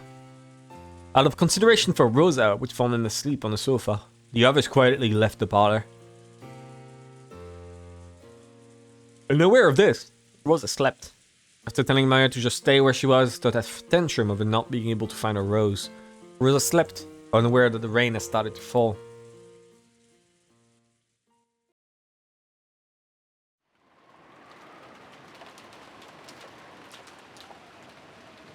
The rain poured down as though we had been saving up for this moment. Of course, Maya noticed that the rain had started falling and was sucking her to the bone. However, it just made her even more stubborn. Unable to find the poor, slightly unhealthy rogues that she herself had marked. Just couldn't stand having that search be interrupted by something like the rain. So the more the rain fell on Maria, the more stubborn she grew. She wandered through the rose bed. And as she did, from behind Maria's back came a patter-patter. Sound of approaching footsteps. And the footsteps landed in the puddle, making a small splashing sound Maya finally heard. However, even the slight distraction of that sound irritated her, and Maya ignored it. Is the sound that dead?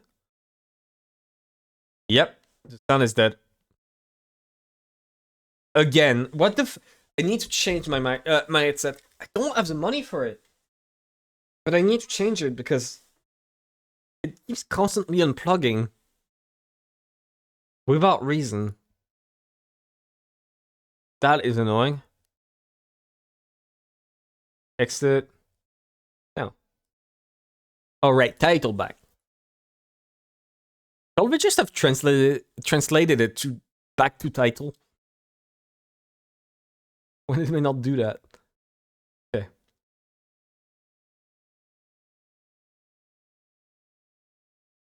Come on, close. Please. To open task manager. This game is so broken.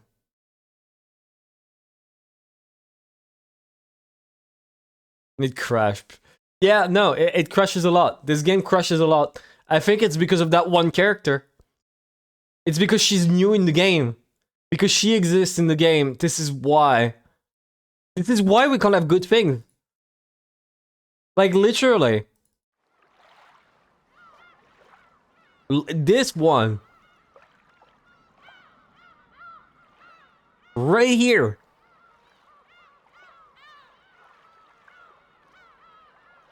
Goodness gracious. I can't wait to meet her. Those.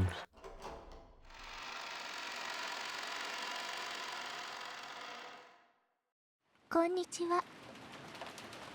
Hello?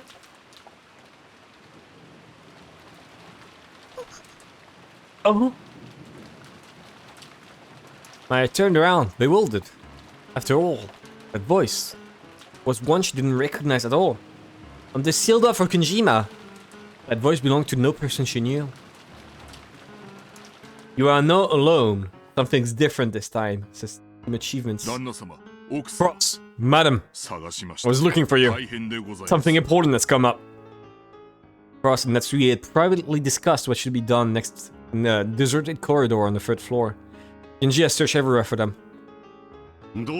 What is it? It must be something more urgent than a few sheets getting soaked in the rain. What is it? Has some sort of blunder been made? A short while ago, someone arrived at the mansion, claiming to have drifted here after an accident at sea. What? Is that really your excuse? Okay, I have to write it down. I need to remember it. See if she fucking lies about this later.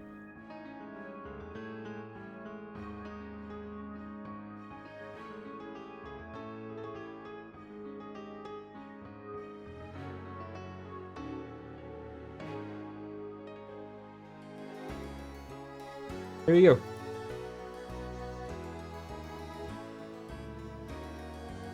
Of course, and that's why we couldn't help but go wide-eyed and stare at each other.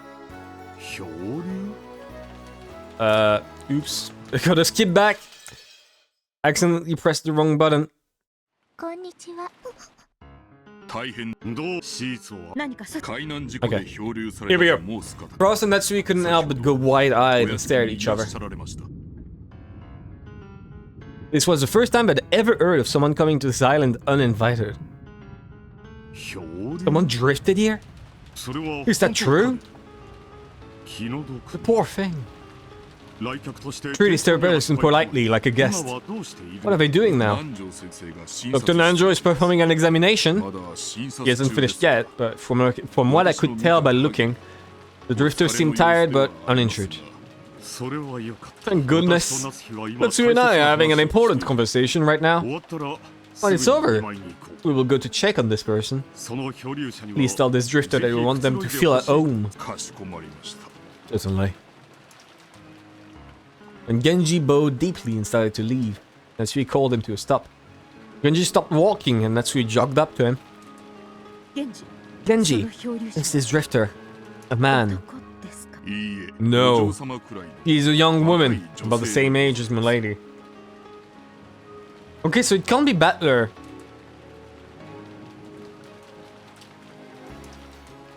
I mean, not that it can't be Battler, but I think it's important to note it down. But Natsui doesn't remember giving shout to Umo. Dooms. A random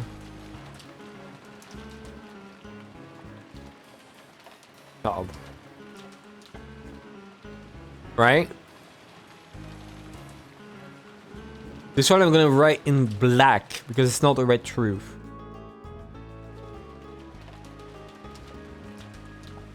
I think that's pretty important to note down. Here we go. She's a young woman, about the same age as Milady. A woman? I see. Farewell. Back to your work.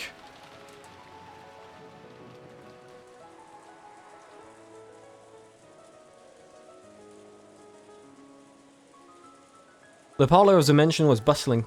The adults gathered, worrying about the health of this sudden guest. Well, if she was able to walk all the way to the rose garden by herself, her life probably isn't in danger. Always helps to be prepared. It's probably all thanks to the life jacket. Without that, she might have drowned. What kind of girl was she? Older or younger than George? Or Jessica? She was younger than Jessica. She wore a life jacket and swimsuit. It looked like she was all tired out. She washed up somewhere near the harbor. Must have been a rare bit of luck amid disaster. Would have been terrible if she'd landed on the opposite side of the island. Still, you have to feel sorry for her. With this weather, the boats will be coming. I imagine she'll also be stuck on this island all day tomorrow. At that moment, the door clunked open, and everyone looked in that direction. I do want to say, before I forget it, I mentioned that if Kinzo's dead, someone has to replace him in the 6 deaths of the first Twilight. Because there needs to be someone who dies on the first Twilight for it to count. An unknown 19th person dying on the other side of the island would count. Wouldn't anyone like some tea? It was Goda and Cannon. With the latter pushing a survey cart laden with a tea set. Goda understood well that doing a little extra at times like this would earn him points. The relatives, hungry for information, crowded around Goda. He ordered Cannon to serve the tea and became the sole subject of the relatives' attention. Goda, what's that kid doing? Does it look like she's okay? Well, I don't know about that. But there is no need to worry. Dr. Nanjo is giving his full attention to taking care of her, and Kumisawa and Shannon are with him. Please, I have no fears. Why not relax with some black tea for now? Come on, Cannon. Quickly, serve it! Grumble.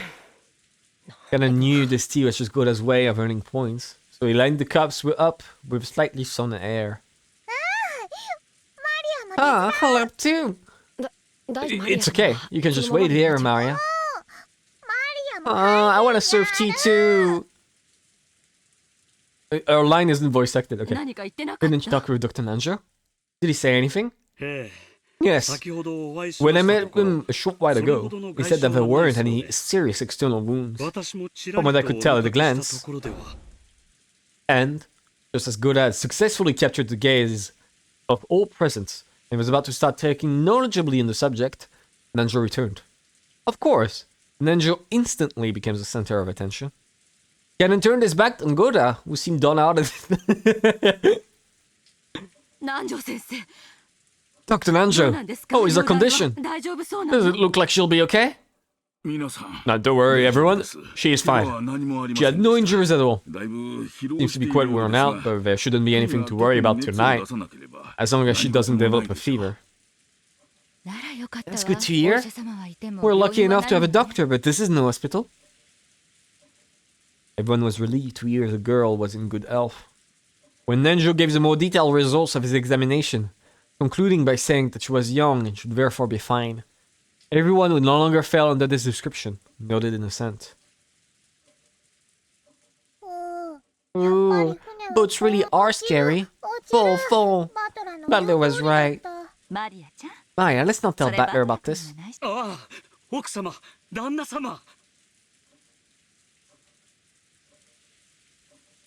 Oh, okay.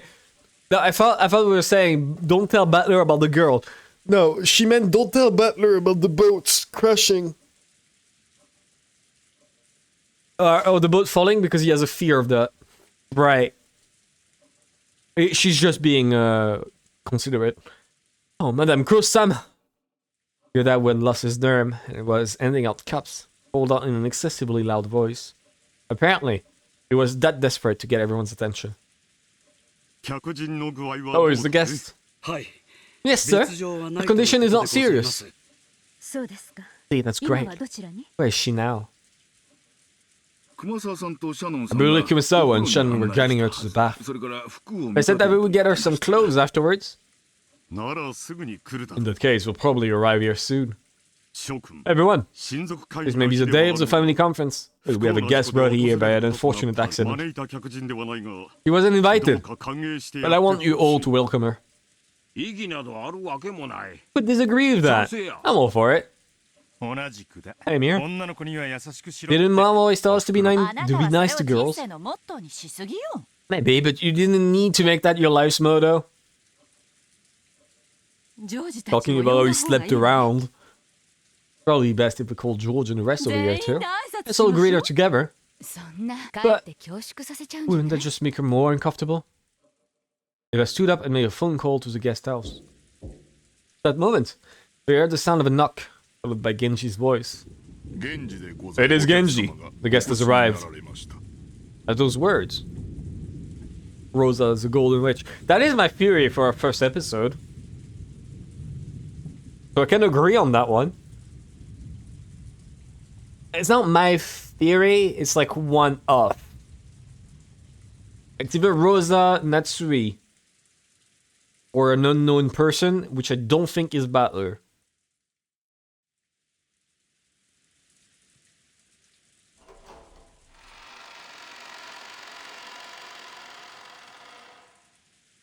Genji came in first, opening the door slowly. Then moved off to the side, bowing deeply. Also, welcome, Rob. I didn't even say that. My apologies. Welcome. Bowing deeply and urging the guests forwards.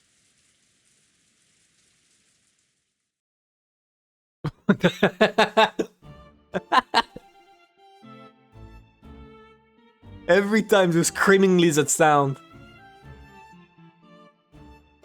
Won't spoil nothing, but Rosa Trace, biggest meme. I get it. I get it. She would be evil enough for that. Absolutely. Why does everyone love her?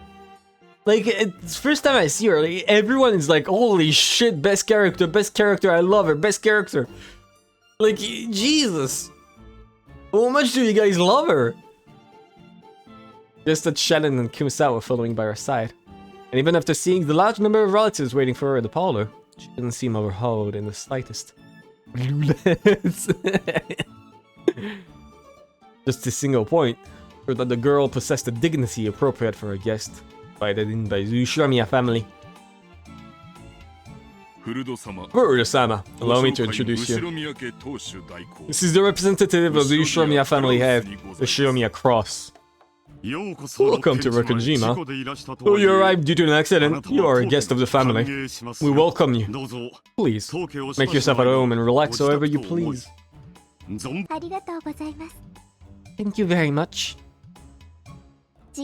Allow me to introduce myself. I don't know how to feel about the voice acting. I am called Furudo Erika. And this is when we read already. Hailed from the pleasure boat Eternal Maid 2, mid-cruise in the waters near Rokkenjima. Drifted to Rokkenjima and the Ushirimiya family welcomed her as a guest. She managed to drift to the island unarmed thanks to several miracles, including the fact that she was wearing a life jacket. Was she just wearing it out of nowhere? Probably the peak, yeah. My deepest apologies for disturbing new members of the Ushirimiya family like this. I'm truly grateful for the warm welcome I've received, despite my status as an invited guest. This was greeted by an impressed sigh arising coolly from all corners of the room. The clothes she had been lent were probably Jessica's formal wear from long ago. But the composure of her introduction didn't shame those clothes in the slightest. The girl's name was Erika Furdo. She looked slightly younger than Butler and Jessica, but her composure and mannerisms were beyond what anyone would have expected from a high schooler, almost as though she was a well-to-do family's daughter. Wait a sec! Whose egg is this? With an incompetent like you as the main character piece, the game wouldn't go anywhere. That's why I flanked myself there, as a piece.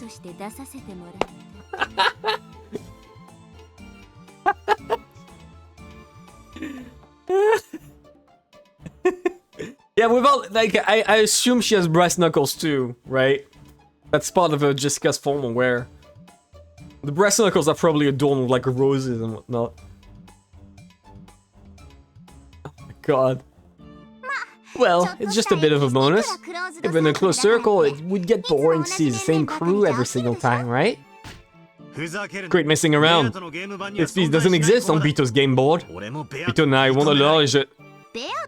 This is Bito's game board, right? If Bito refuses it, then I'll consider it. What do you say, Bito? That means she agrees. Who's Erika for you? The only thing I know about Erika is that a friend kept posting this gif. Right here. They kept posting this like several times, constantly, every day, until I started Umineko, at which point they stopped. If I was on Rokkenjima, I could have sold everything. Yeah, that's basically... that's basically what she's doing. I am a devil? What was she there for you? I don't know. Do avoid trying to like int to things. I'm planning already. Just to show you if you've never been here before. I am already like trying to like solve Umineko a bit. I am trying to like to some degree figure things out a little. Right?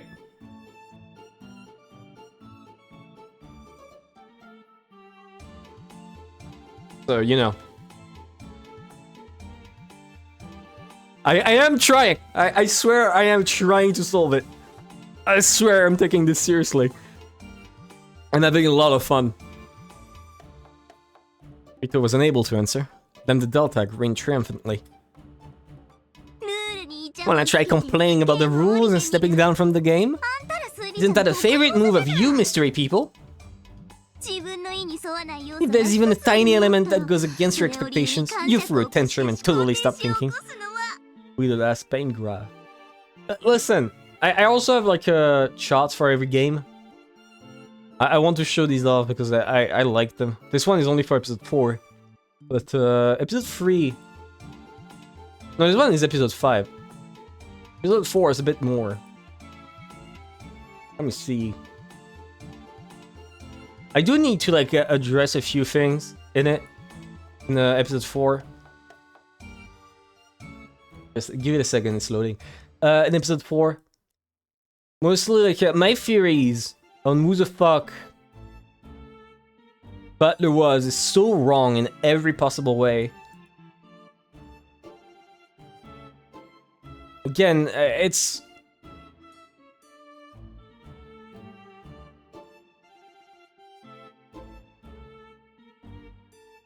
Yeah, never mind. Never mind. Also, by the way, I want to clarify that. She did not log the fuck in. I didn't expect her to be that dog shit. Alright. Let's go back. I thought I had something to say, but I think I forgot it completely.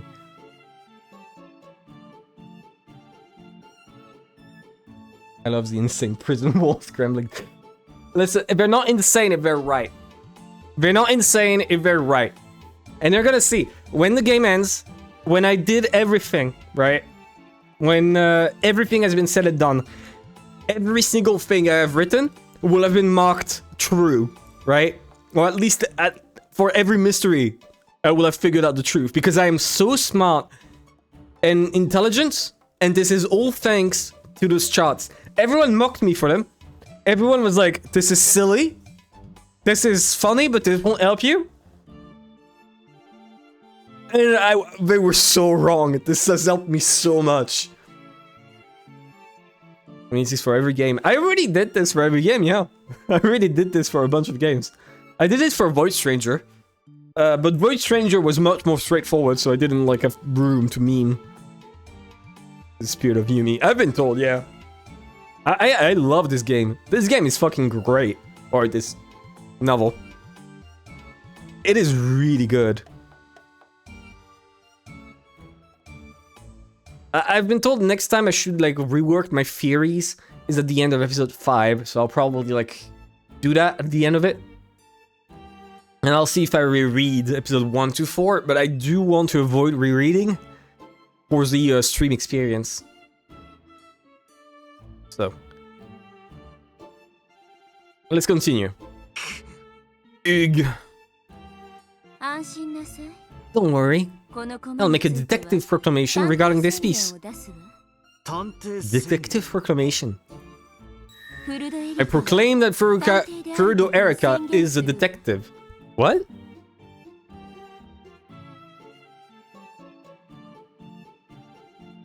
Okay. Sure.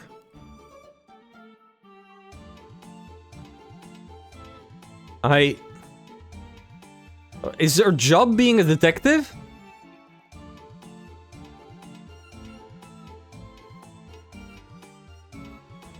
I mean, obviously. Detective isn't the culprit. No proof is needed to show this. In short, there is absolutely no need to suspect this girl. Okay. Still believing there's gotta be some wordplay. There's a chance it's some wordplay or some bullshit. Right?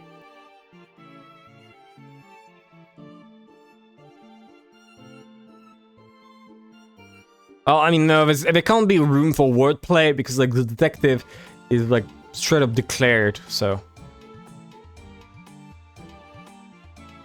Yeah, do mind what you say. Don't see something and, like, point it out as important. Because when I figured out, like, shit that was important and I didn't realize it was great. For me. Even if she appears as a human piece from now on, you can build theories the same as you always did, get it? That's Nox's 7th, right? It is forbidden for the detective to be the culprit.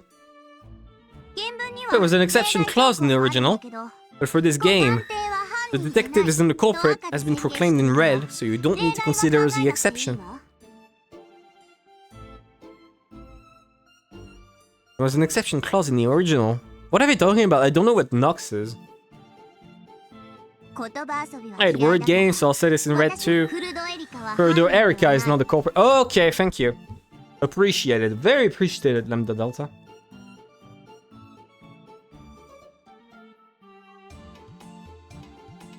That was what I was worried about.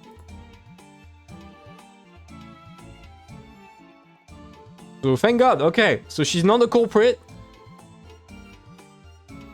She's just gonna be the smart person in the room. Oh. Oh, that's a good one, Butler. Holy shit. I didn't even consider that. Good one, Butler. Okay, I'm gonna write it down just in case she doesn't actually answer it, right? Butler mobbing. Butler actually, like, being competent for once. Sure, no problem. Oh! Nothing more than an extra character who appears for the first time this round. Another static bombing. Another small bombs! As in as in the island. Okay.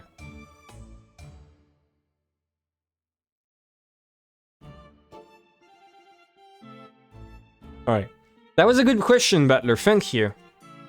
Right, so my proclaimed theory that she must have been the person getting sacrificed during the first Twilight is wrong. Got it. So what does that do to the number of people on silent right now? 18. It's +1 from the previous number, but don't worry. Furudo Erika only increases it by 1 person. Besides her, the number of people on silent is exactly the same as it was in the previous games. Always refusing to state it in like proper terms. When they refer to people, they refer to it as person and they never say a number. When they refer to as human, they actually say no more than something. Every time. So wait, let me lower the size of this. This isn't that big. Here we go.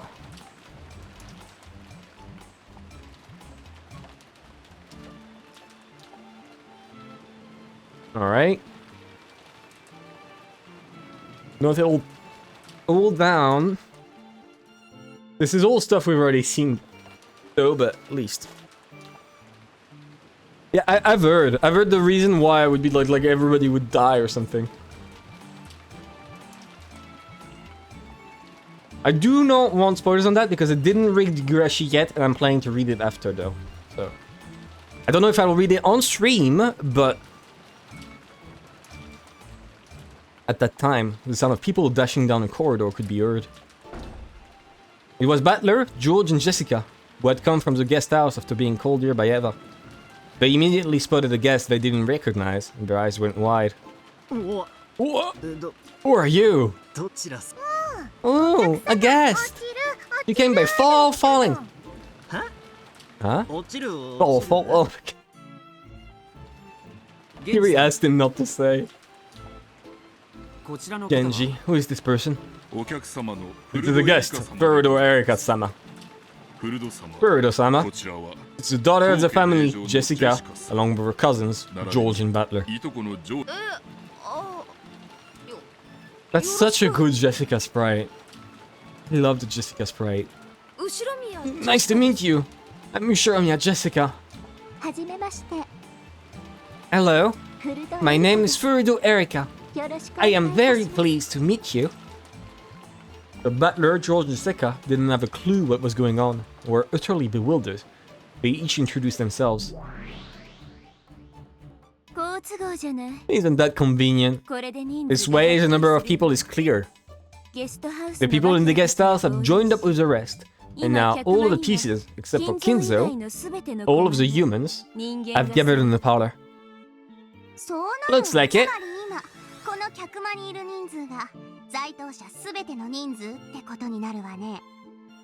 Oh. Oh, that does ruin things a bit.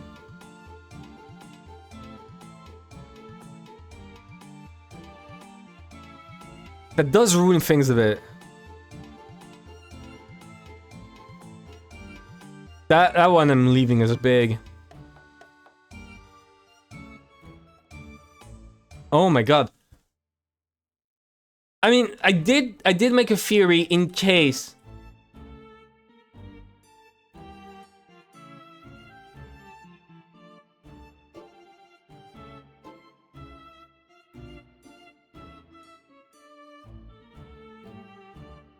This is too small, right? Everyone we know of was in the room at that point.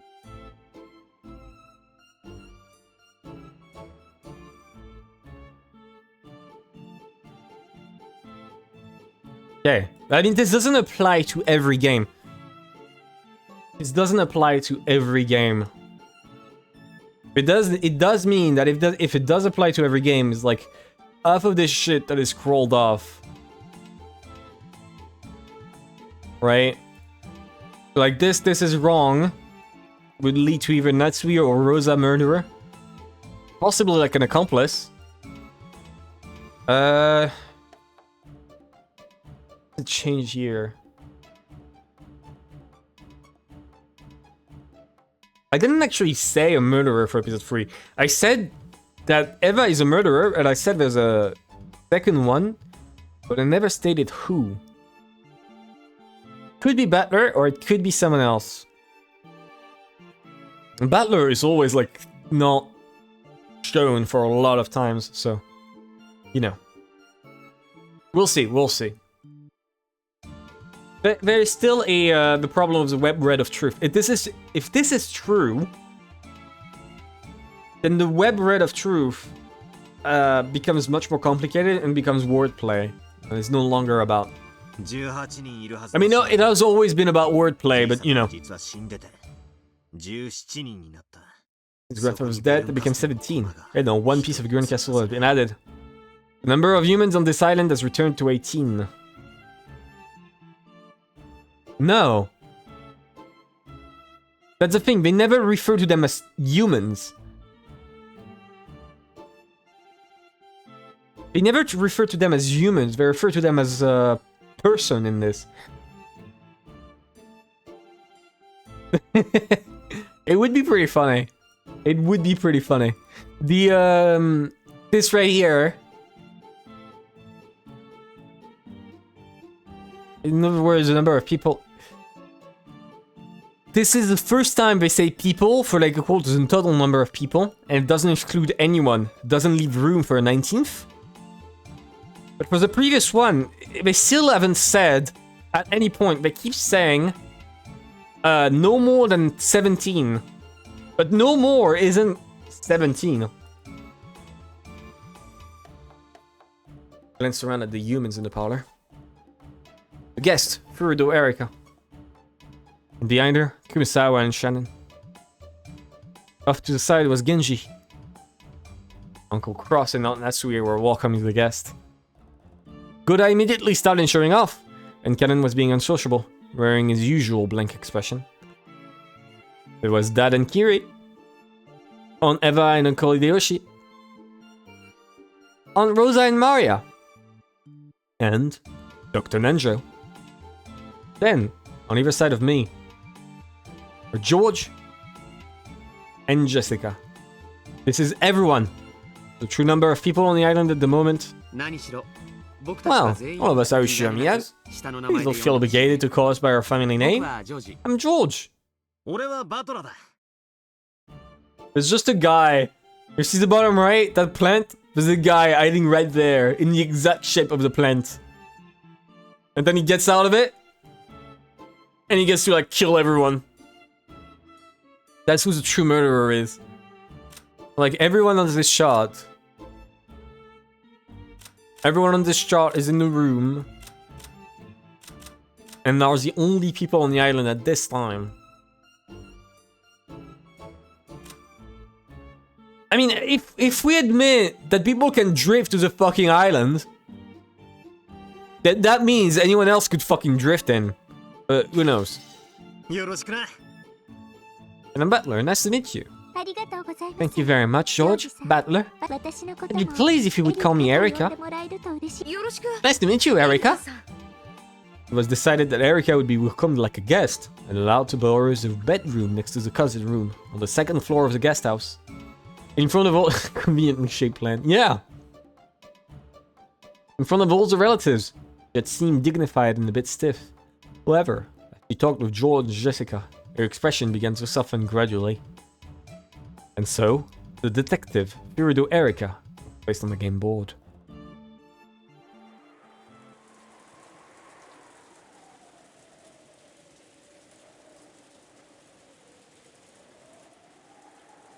I kind of don't like her already. I'm not sure I like her. surprised Jessica's old clothes suit her so well. Kumasawa made the decision on her own to use Milady's old clothes. Please forgive her.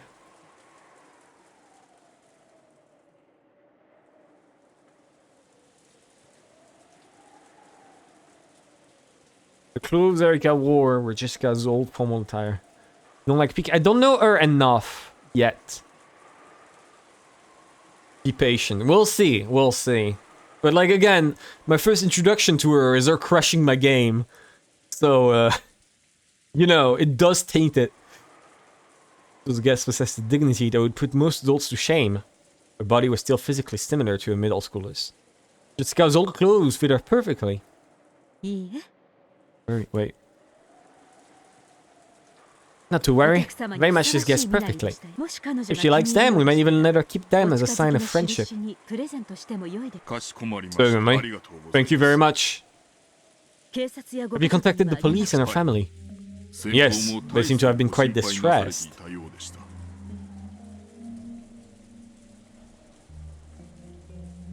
Okay.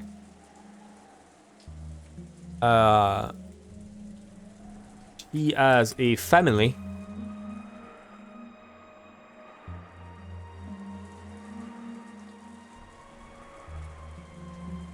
I put the wrong thing. She has a family. I had it here.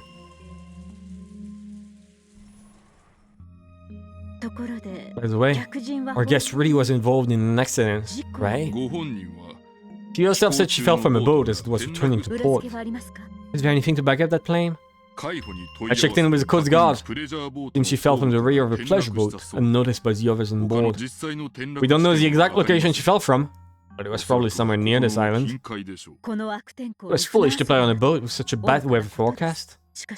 However, it's pretty conceivable that she nearly drowned in the nearby waters and drifted to this island.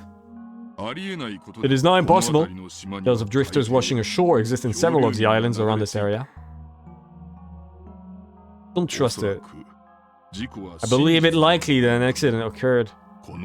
We're in the middle of a typhoon. It would not be possible to land a boat anywhere on this island. Genji had already considered what she now suspected.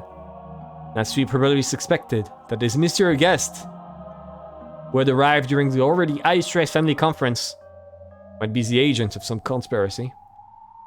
Genji had already checked to make sure that the accident was real, that Furudo Erika was a real name, and that there was nothing suspicious going on. Understand. My husband has ordered that she be politely entertained. Make sure that there are no blunders. However, you do understand, don't you? Yes. I won't let her anywhere near the family conference. After dinner, I will see that she retires to the guest house. Make sure they don't start trying to force us to let her meet father or anything like that. Well, of course. I will keep that in mind.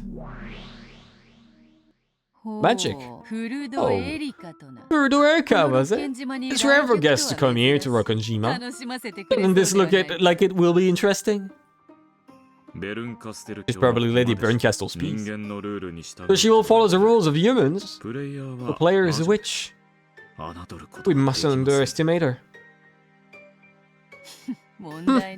There is no problem. Even if she were Lady Berncastle herself, since she's a human, she's no match for us. After all, we have Gap with us. Humans certainly cannot win against Gap.